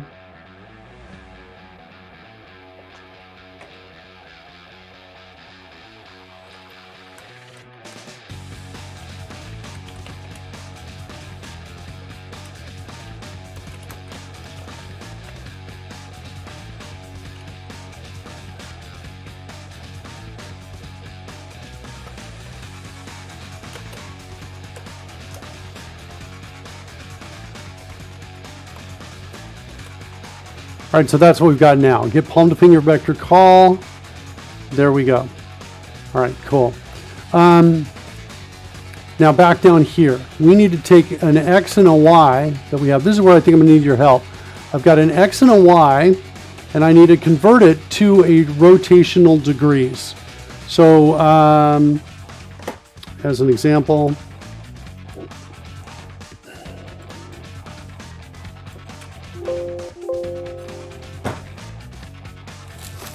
grab the pen here, the digital tablet here, so we can get this writing out here. No. Need to start up my Huon driver, I bet. Where are you?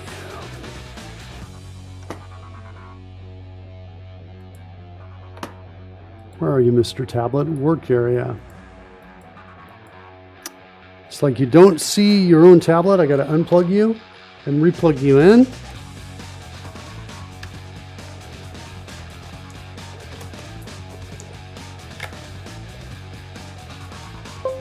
There we go. Unplugged you, replugged you in. Now do you see you? There we go, work area. Sweet. Okay, cool. All right, so now I got this. I got something, for example, I've got X is equal to 5 and Y is equal to 5, something like this. I want to get that as a rotation starting from here to here. So that would be 45 degrees. That's what I'm looking for. And if we're down here, we want 90 when, like, if Y is 0 and X is anything, 1, for example, that should give us 90 degrees right there. That's what I'm looking for. So I'm looking for the integer 90 if we're here. I'm looking for the integer 45 there. I'm looking for 0 if we're up in that space. That's what I'm looking for, Pudding. What you got for me? New question is, why power measured from top to bottom? Ooh, I think it's measured, goes 0 down to 1080. I think it is, at least for when we're drawing. The question is, for the vector in this space, I think it's the opposite. I think it's going this way. But once you get me close, I'll be able to flip the logic around if we need to. I'm pretty sure that your Y is going to go the other way. I'm pretty sure this is going to be, is not that. That's for drawing. This is for rendering right here. Rendering, it goes like that. That's rendering. Whoops, like that, all the way to there. Let me just undo both of those and try and be a little more careful. That's rendering. Okay, but for in the 3D space with the in the 3D space, it shouldn't matter. I just want to know whether X times Y was positive Z or negative Z. I see. And then in 3D space, though, I'm pretty sure up is bigger. And like 0 down here. That's in 3D space. This is for the leap motion, which we'll do my little rendering of the leap motion device here. There you go. It's a beautiful rendering of it with the cord going out. So we can define vector product the way we want. Okay. And meanwhile, so basically I've got these two X and Y's and I need to get to the angle of rotation. So that's kind of what I'm looking for.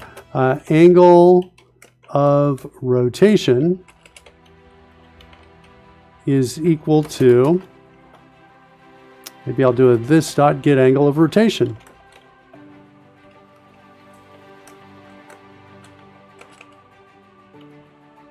Get hand rotation. passing in first hand. Like that. Let's declare that.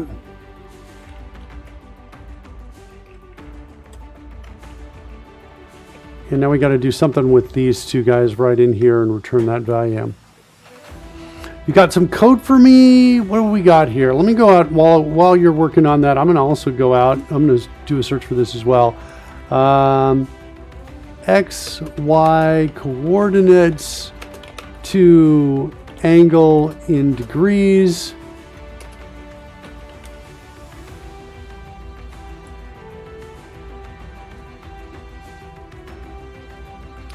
ATAN.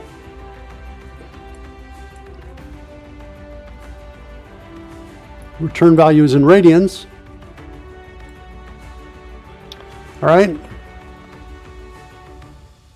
So yeah, we'll throw that out at it. See what we got here. We don't need this and this. We just need, oh, it's got the Y first and the X second. Like that.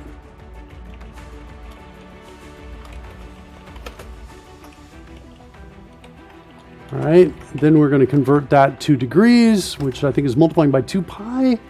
I'm not sure.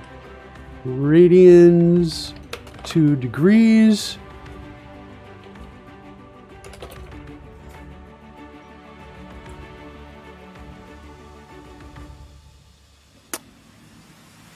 Times 180 divided by pi. All right, cool.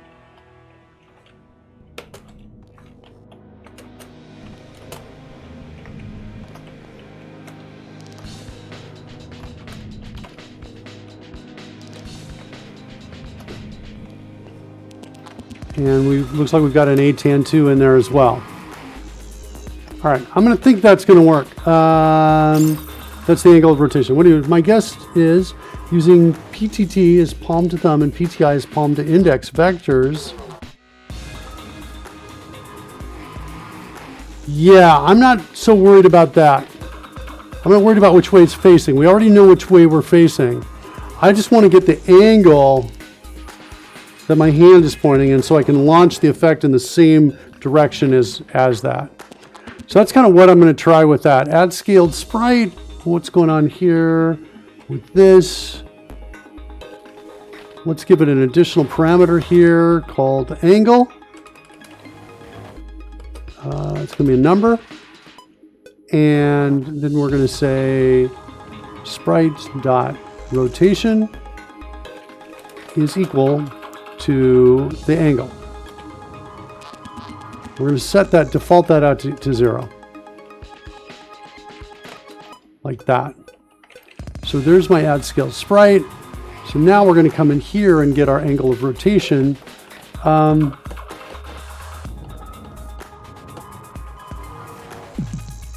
Let's try it. See what we can do right there. Sasha Didman's rating. Thank you so much for the raid, Sasha. What'd you guys do? What you guys work on in your stream? Here we go. Let's add that there. Add that here as well. We're working on fireballs right now, getting virtual fireballs to show up, and I'm specifically trying to get effects that come up, these smoke effects, to go in the right direction that the hand is facing. That's what I'm trying to get. I'm not entirely sure that the code we've got is going to work. Kind of just written a whole bunch of stuff, but let's give it a shot. We're going to refresh our overlays here. There's our front overlay. Here comes the back overlay. Refreshing both of those. Let's go to... let's go start our app up again. We'll be able to test it out. I have a feeling we're going to be off. That we're going to be off like maybe by 90 degrees or something like that when we launch the effects. Or it could be even worse than that. But we'll see. Because right now all the effects are launching straight up.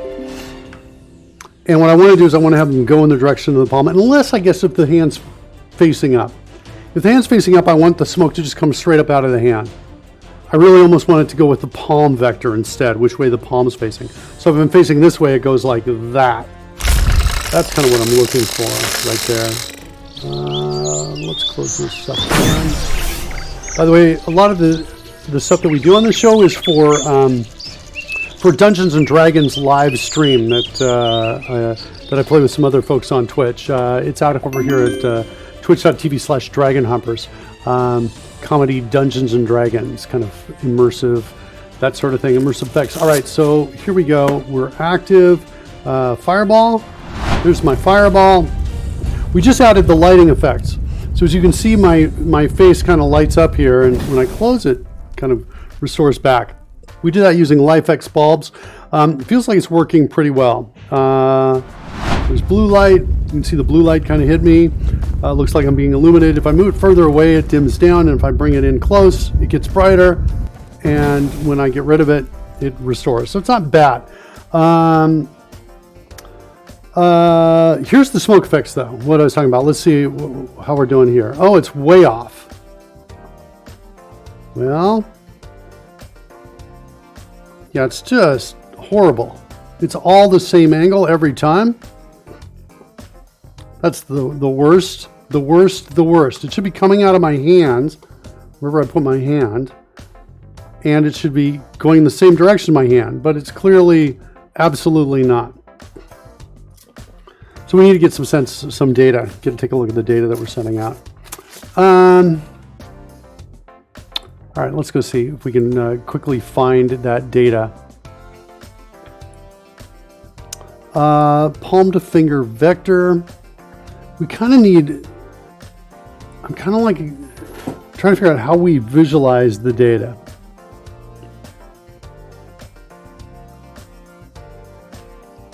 Let's do this. Let's show it. Whatever this data is here, let's show it down below in TypeScript. When we have the, let's go find fingers.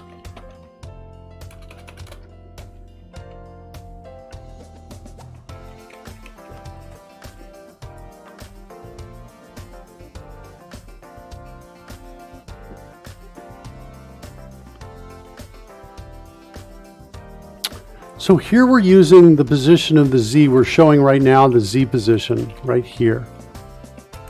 Show the Z position in the palm. So I'll show you what that does. If I go into the, if I go into here and I say show live hand position, and I bring this up here, there you can see that Z value right there. See that 123?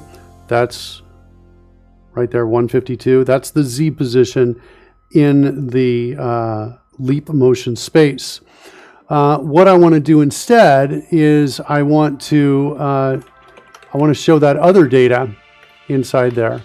Hand position dot what is it? Palm to finger vector dot X. Oh, this is, I see what we're doing here. All right, let's do this. This is all a toString. Is that what's happening? There's my toString right there. So let's kill that. Let's change it to an interpolated string. The first piece of data is going to be that. We don't need the toString call on the end of it. So I'm just rounding off the X's right there to a couple decimal points. I think I'm going to just do this. I don't care about anything other than just rounding that straight off. So there is coordinate 1. Whoops. Is this, oh, I see what's going on. Okay, sorry. There's coordinate 1.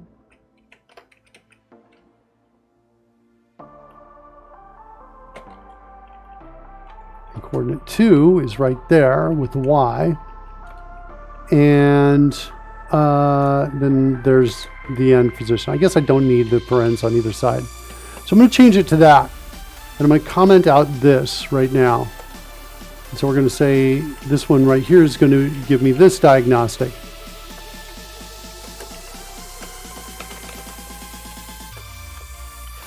Like that.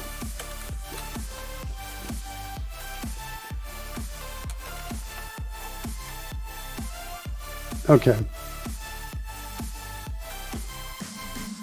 All right, let's refresh the drag and back overlay. Probably going to need to do a harder refresh of that. Let's do that one right there. And do the same with the front overlay. Refresh that. And come back in here, refresh from here. And now let's see if we have the data I want. Okay, there we go, cool. So let's see if I rotate the hand.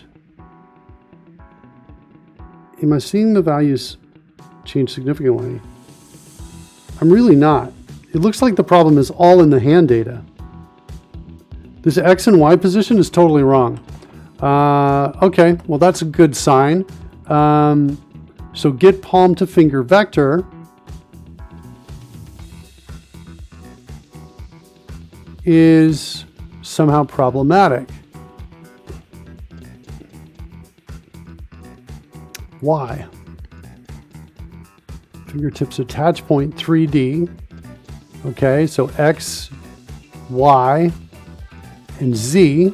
So it's like up in this space right here. And what's the palm attach point? Oh, it's pretty close.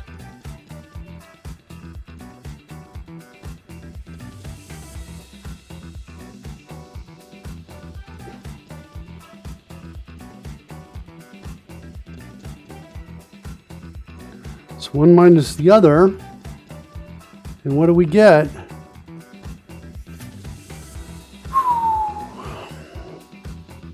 We get X and Y kind of pointing up. Yeah, I really almost don't even need to call to scaled point on it, I think, to some degree. But we basically got our X is over a little bit and our Y is up a lot. So it's kind of like that kind of a position is what it's saying in here in this position. Let me just switch my hand around and run it and get to the next one and see if we see a different value in here.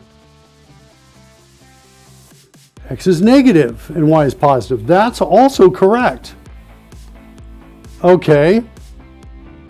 So those values are both good. The scaled point, what happens after we call the scaled point on this thing? That's not cool. You know what? I'm deciding I'm going to just strip out the Z. I'm going to project it like kind of on an infinite compression here. So because we know we have good values here, there's my X and there's my Y. I'm just going to take my X and Y here and here. That's all I'm going to do and return that instead.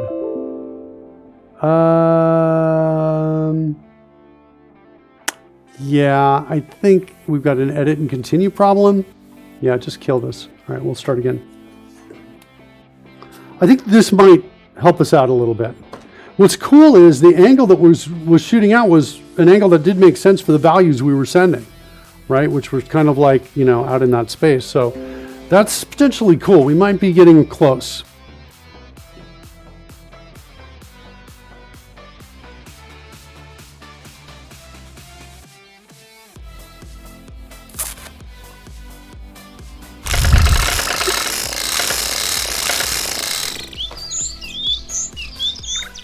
Okay.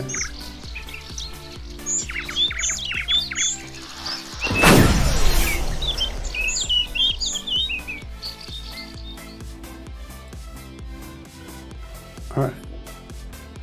Okay, so let's rotate. Wow. Why is it? Oh, I know why, because I'm rounding down below when I'm showing the data. And because it's normalized. Okay, so now let's see what happens when we shoot out some smoke.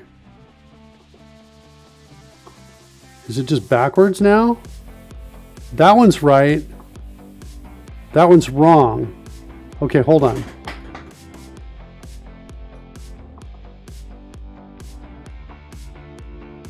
Okay, I need more data. Here's what I need to do. I need more digits here. Let's multiply this times 100. Do the same over here. Times 100 and refresh.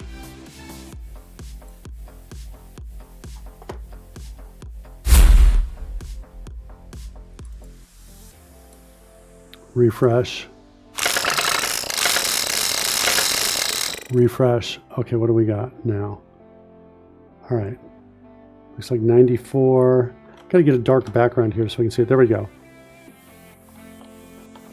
And for this to track me, it's got to be active, I think. Okay, so here we go. So that looks good. This looks wrong to me. So this is, well, no, wait, no, wait. No, this is right. This is close to 0, right here and here. Yeah, this is all looking good. The data's here is looking good. There's a negative X right there. Yeah. It's all looking good. That data's good. So our conversion is wrong. The problem is we've got a problem in our rotation. What I think I want to do is I want to now take that rotation and bring it in here, I think. Get hand rotation.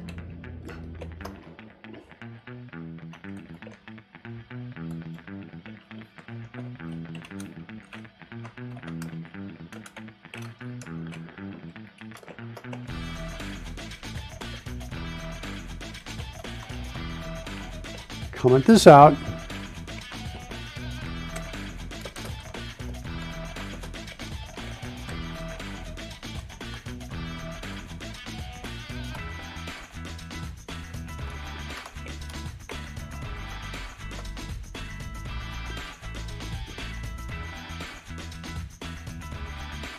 Let's go look at that code while we're here. It's definitely having what seem to be some problems in here. Let's also, we want to do a math.round of it and divide by 100. So it only goes to 2 digits. You're back, Pudding. Something's wrong with our code. Our hand rotation doesn't appear to be right. All the other data we've checked is correct in terms of the numbers that we're seeing, that sort of thing. Let me see if I can show you before I refresh this. So here, what you're seeing here is you're seeing the coordinates, the X and Y coordinates of the hand vector. So this negative number for the X right here was positive as my fingers.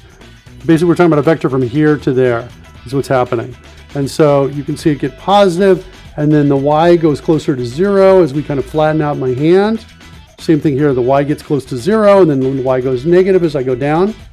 That's what's happening. So our X and Y coordinates are correct. Yeah, you think it's the lack of Rory? Okay, could be the lack of Pudding. So now I'm calling get hand rotation. I'm sending that out next, and I'm about to refresh it because we're using that to determine the angle of rotation. This is feeling like there's a problem and I can't quite figure out what it is. Holy cow! Is it the lack of apes? Kids, look out! It's Cody Gorilla, and he's here! There's some good code that just shot by. So anyway, we're going to refresh and try that. So let's refresh. There's the back overlay. Let's refresh the front overlay. Boom, right there. And let's do that. And now, here's my angle. So what do we got? It says it's close to 0. It's close to 90. It's close to 180. It's just, so the problem seems to be really that I just need to, I want to go to 90 instead. I need to reflect it. It's the opposite of what I want to do first of all. And then I want to subtract 90 from it. I want to reflect it left to right. So what is that? That's 180 minus it, I think. And then or is it, oh no, is it times the -1 and add 90? Is that it? minus radians times that plus 90. It's a guess. So if I reflect it, let's just double check that to make sure that math is going to be right on that. If I reflect it, so that's about 100 or about 90. That's going to become negative 90. Negative 90 plus 90 is 0. So it'll work for there. If we're here, that's going to become negative 180. Negative 180 plus 90 is negative 90. That's going to work. I think it's going to work. Okay, so let's refresh one more time. And that was my front overlay. Let's refresh the back overlay.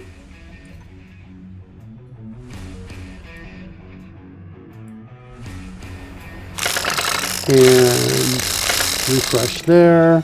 And come back in here. There you go. Sweet. Goes to like negative 80, but then it'll also go to like 270, close to that. This takes me up to close to 90. 0. All right, now let's try the smoke.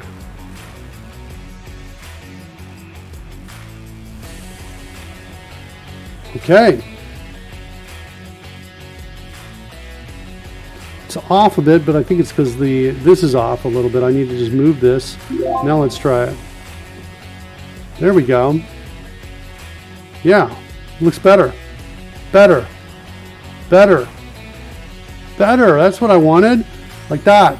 And I can hide it, the effect, put it behind my hand, like by doing this right here. Yeah, it's so much better. It's way better with the rotation. Way better.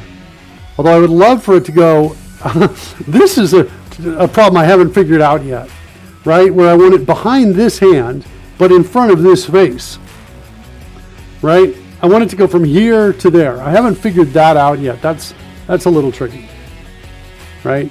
Because I can only do that. I can only do that if the hand is separate from the face. But if the hand is over the face, I have no way to draw the effect between these two objects. That I have not figured out how to do yet. That's a tricky thing, really tricky thing to do. But this is really not bad, right? We've got some cool little effects which we can use to create spells, or if I'm like talking to a character, talking to somebody else, I say, I'm an amazing magician. I don't know if you know that or not. Amazing wizard, that sort of thing. Do those kind of effects, sound effects here. Those effects I'm running, I'm just hitting them from the Stream Deck, by the way. I'm just hitting these buttons here. And these I just basically said, here's what I want to build. I want to create a hand effects. I can layer them up. I can switch the colors. So it's pretty easy. Oops, sorry. That's what I wanted to show you right there. It's pretty easy to see. It's pretty easy to create a totally new kind of hand effect based on the 5 that I've got. I've got 5 different smoke pieces that'll shoot out. Okay, so not bad. Not bad. Should I keep going is the question.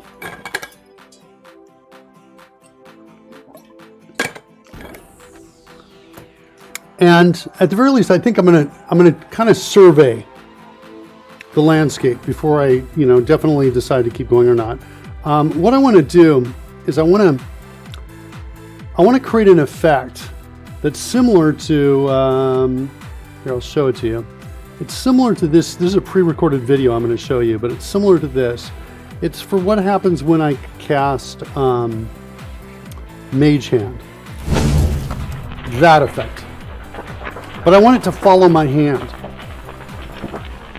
That's what I wanted to do. It's not going to be probably as gorgeous and beautiful as that, but I think that if I get it following my hand, it'll be pretty impressive. That's what I want to do. In order to follow my hand, though, I'm going to need to send more data down. Right now, I'm sending, I have palm position and fingertip positions, but I don't have, these joint positions. What I want to do is I want to create a fireball, a big one for the palm, and then smaller ones for each of the joints. Here, here, here, and here. So as I move, it's going to move those pieces around, right? So you'll see an actual giant hand on screen made out of fire that follows my hand. That's what I want to do. I want to create the Mage Hand spell. Let's just kind of survey to see what we need to do to make that happen. Let's start by going into, let's go find, not hand effects DTO, skeletal data, hand 2D. So we've got a palm position, which is a scale point, which is cool. Scale point, if you haven't seen this, we wrote this code a couple months ago, but it's an X and Y and a scale. So it basically is a way of transmitting three-dimensional perspective data across to a two-dimensional plane. So that's just what it is. It'll have some position and then some scale associated with it. So we can use that to get a general size and estimation of the palm. We can use that to scale the fireball. In fact, that's exactly what's used when I have the fireball track me. If we come in here and we say, let's create a fireball, oops, right, there's my button. So here's my fireball. If I create it, I move it back, it gets small, and I move it forward, it gets big, right? So we've got this kind of, let's follow it. And it's based on the camera lens that I've got right here. We just did, basically so we looked at some stuff on that, right?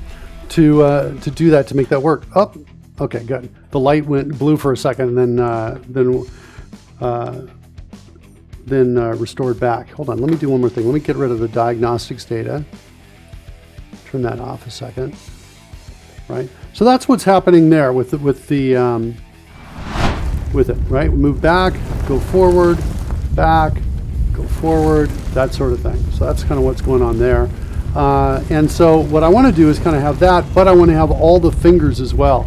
And instead of having this big trail up at the top, because this is this trail of smoke, this is made by individual sprites. So as I move, what's cool about this is the fire kind of spreads as I move my hand around, right? Which is pretty cool. So we kind of got all of this happening, right? It goes back and gets smaller. I can also throw it if I want to, like that. So I can throw it off screen. Light should turn white. There we go. All right, so let's look at what we've got. We've got fingers is a finger 2D. What's coming across in the finger? Only the tip position.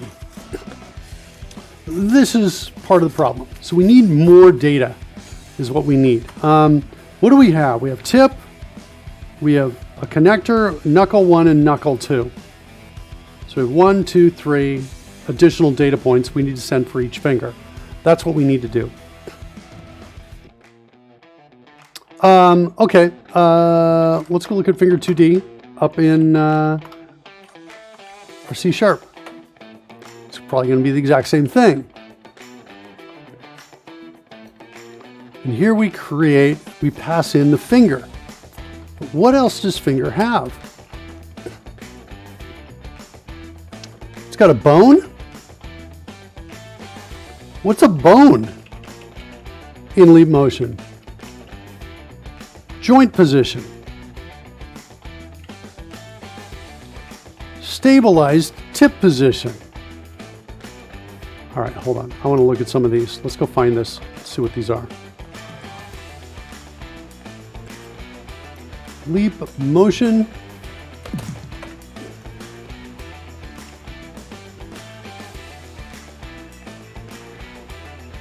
What you got for me?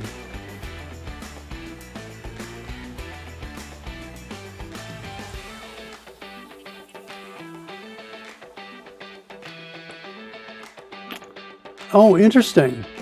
It's stabilized based on the velocity of the pointable to make precise positioning easier.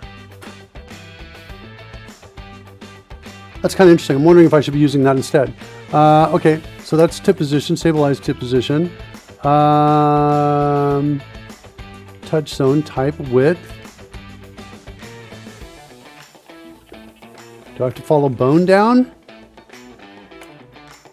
What's in bone? Finger. Tip position. That's not helping me. Can I search for knuckle? Nope. All right, what do we got here?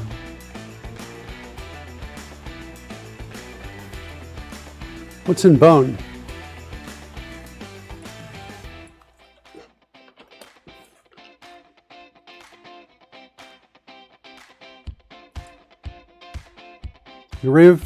An array containing the finger bones. The bones order from the wrist to the fingertip.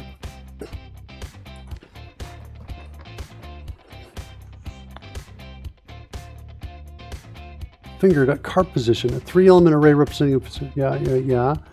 The physical number of the base end of the metacarpal bone. Okay, I'm going to have to start to learn this right now. What's a metacarpal bone? Okay. Those are the metacarpals. I need this position here, here, and here is what I need. Okay. I need kind of the end points of those.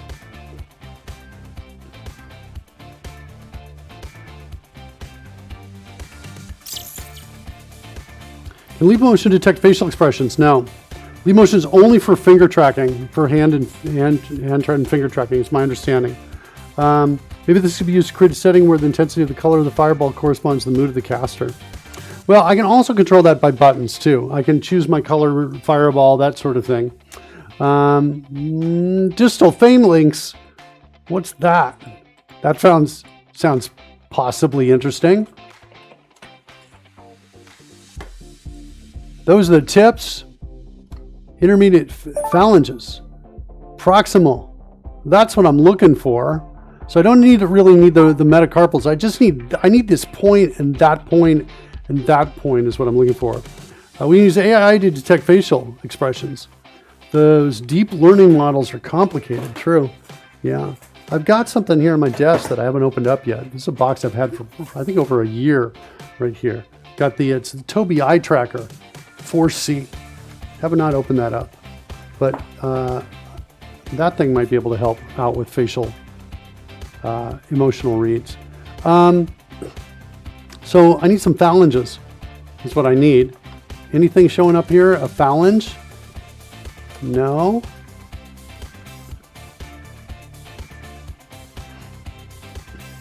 Is extended, is finger, is valid, joint position.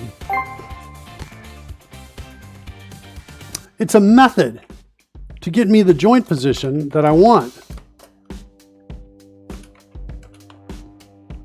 I can understand, just an idea for instant reactive effects. No, it's a great idea. All right, now, what are we going to pass in here? We need to get a finger joint. Dot. Okay. DIP.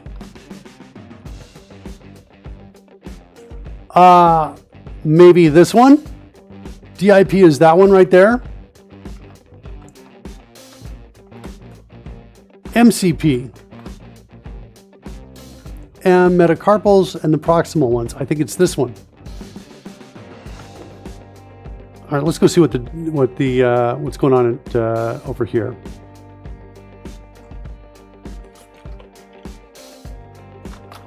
What do we have? It was finger joint.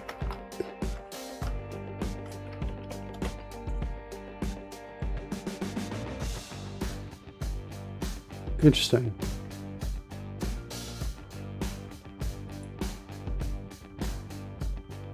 Well, this is not helpful.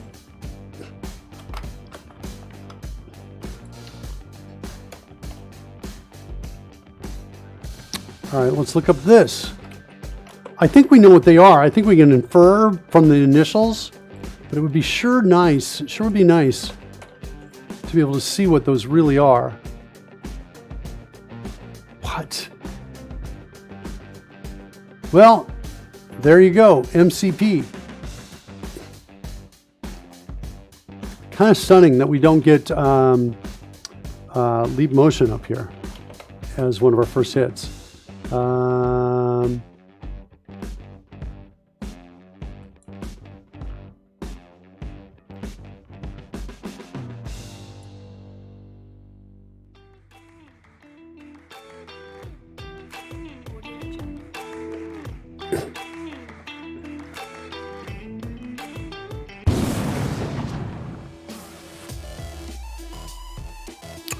It's not really saying what they are.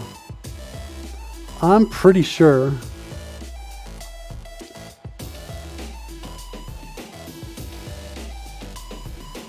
Oh, it's deprecated.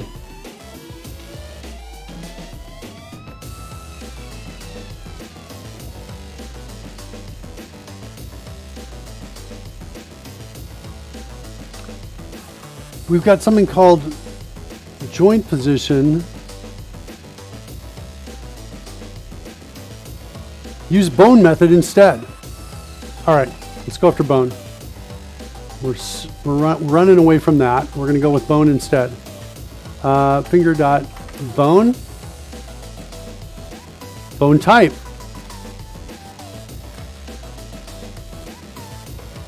Dot distal intermediate metacarpal proximal. All right, let's go back and look at the picture. Let's guess who's, all right, let's do this. Copy that image. Let's stop the app here. Paste that image in there. If anybody's like, wait, what are you doing, Mark? How are you possibly getting an image inside Visual Studio? It's CodeRush. We're dog fooding CodeRush. That's what's going on here. Okay, so here we go. Bone type. Distal is those fingertips at the end. Intermediate, got them. Metacarpal, we don't care about those. And proximal, sweet. So we want proximal, intermediate, and distal is what we want. Once we get the bone, let's just say we're going for the distal. We actually don't even need that. We've got basis, center, and direction.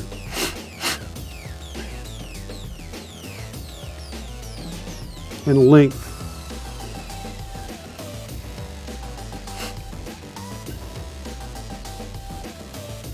I think I want to get the length. I think I want to send down length, center, and direction.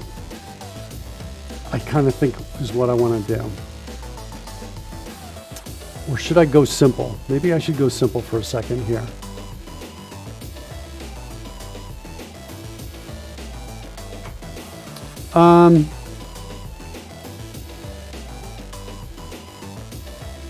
So we're going to change this up a little bit. We've got a tip position here as a scaled point.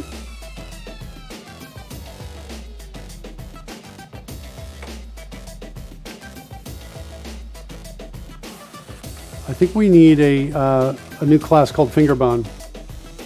Maybe just bone. Finger bone, like that. The class is going to have a scaled point in it at least. That's going to be the center.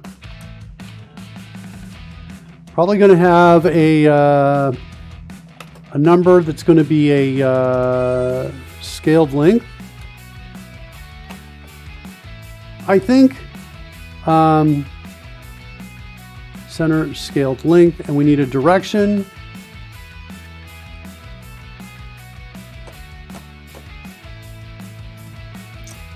And do I want to set it up just like I've set up the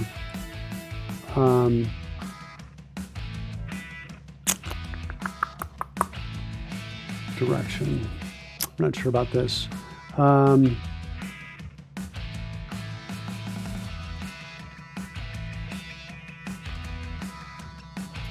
is the direction done down here? It's a vector, I take it.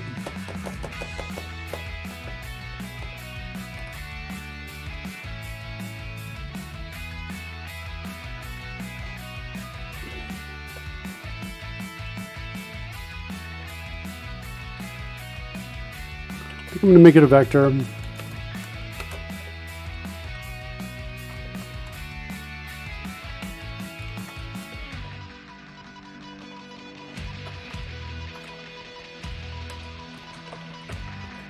Like that. That's what I think it's going to look like.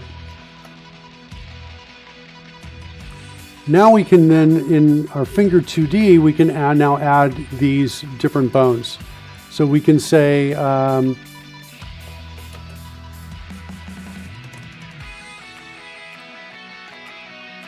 maybe make this a property. Like that. So now we've got the bones that are our list of our finger bones.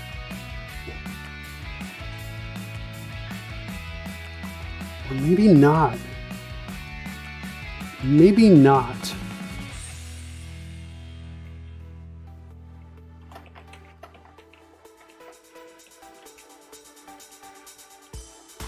Maybe instead we call this the distal phalange. Like that. I think I like this better. And so we come down here and we say distal phalange is equal to get bone, passing in finger, and this guy, like that.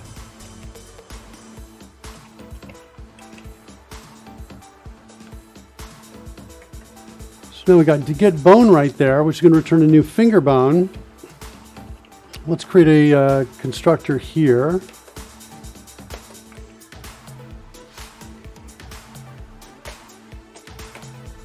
Okay. And now we want to come in and say finger dot bone is, I think, the call, passing in the bone type. Oops, bone type, like that. Take the result of that. That's going to be a leap motion bone, and it's going to have a couple different properties in it.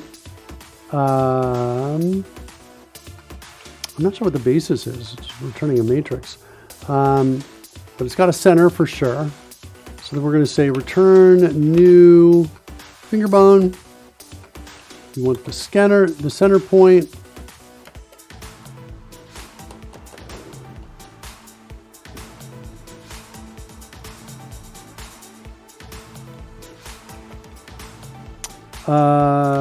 Go to leap calibrator dot to scaled point, pass in its center. Its scaled length is going to be bone dot length times, and we need to figure out what the scale is in this guy right here. So let's introduce a local for him, and this is going to be the center point. Length times center point dot scale, and then the direction, new D&D core dot vector, and we're going to pass in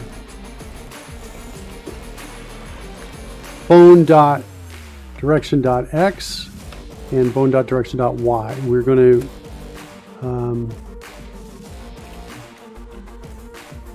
dot y, like that. And I think that's going to do that. So there's get bone. So distal phalange is there. Then we're going to say proximal phalange is there. And this one's going to be bone type dot proximal.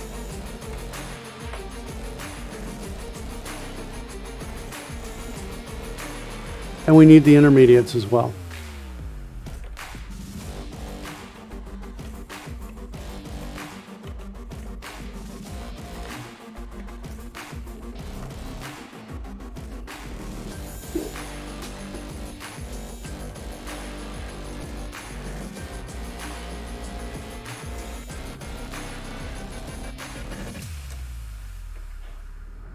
It's not like in phalange. I'm going to add it.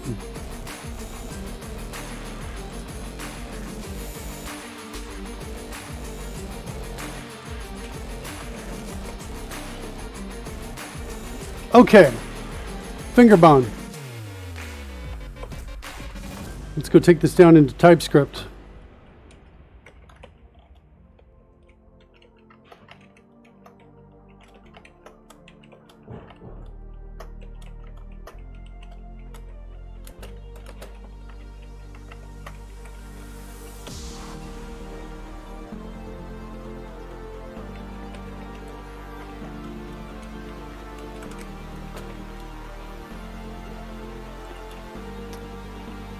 Okay, there's my finger bone. And next I need these three guys right here.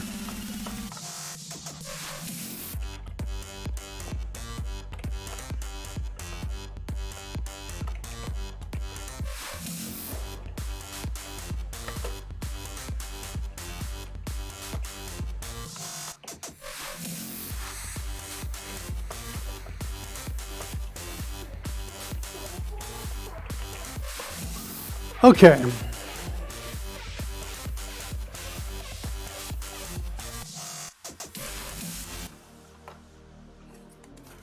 Is that it? That's it for the data I need to send down.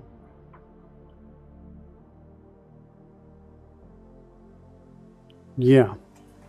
And I feel like the chances that we're going to get good data based on this code are not bad. I think they're pretty decent. I think this logic is relatively sound. And I think this, just flattening it to get that overall kind of X and Y direction, is also relatively sound. I think it's relatively sound. Okay. I think what we'll do is we'll end the show there. We'll get a raid going. Thanks so much, everybody, for hanging out with us today. Be back tomorrow doing kids code. We're going to be finishing up. My son and I write code in C#, and we're going to be finishing up a Sudoku puzzle solver that we've been working on. All right, so let me send you out over to CLW. And thanks a lot, kids. We'll see you tomorrow and or next Tuesday.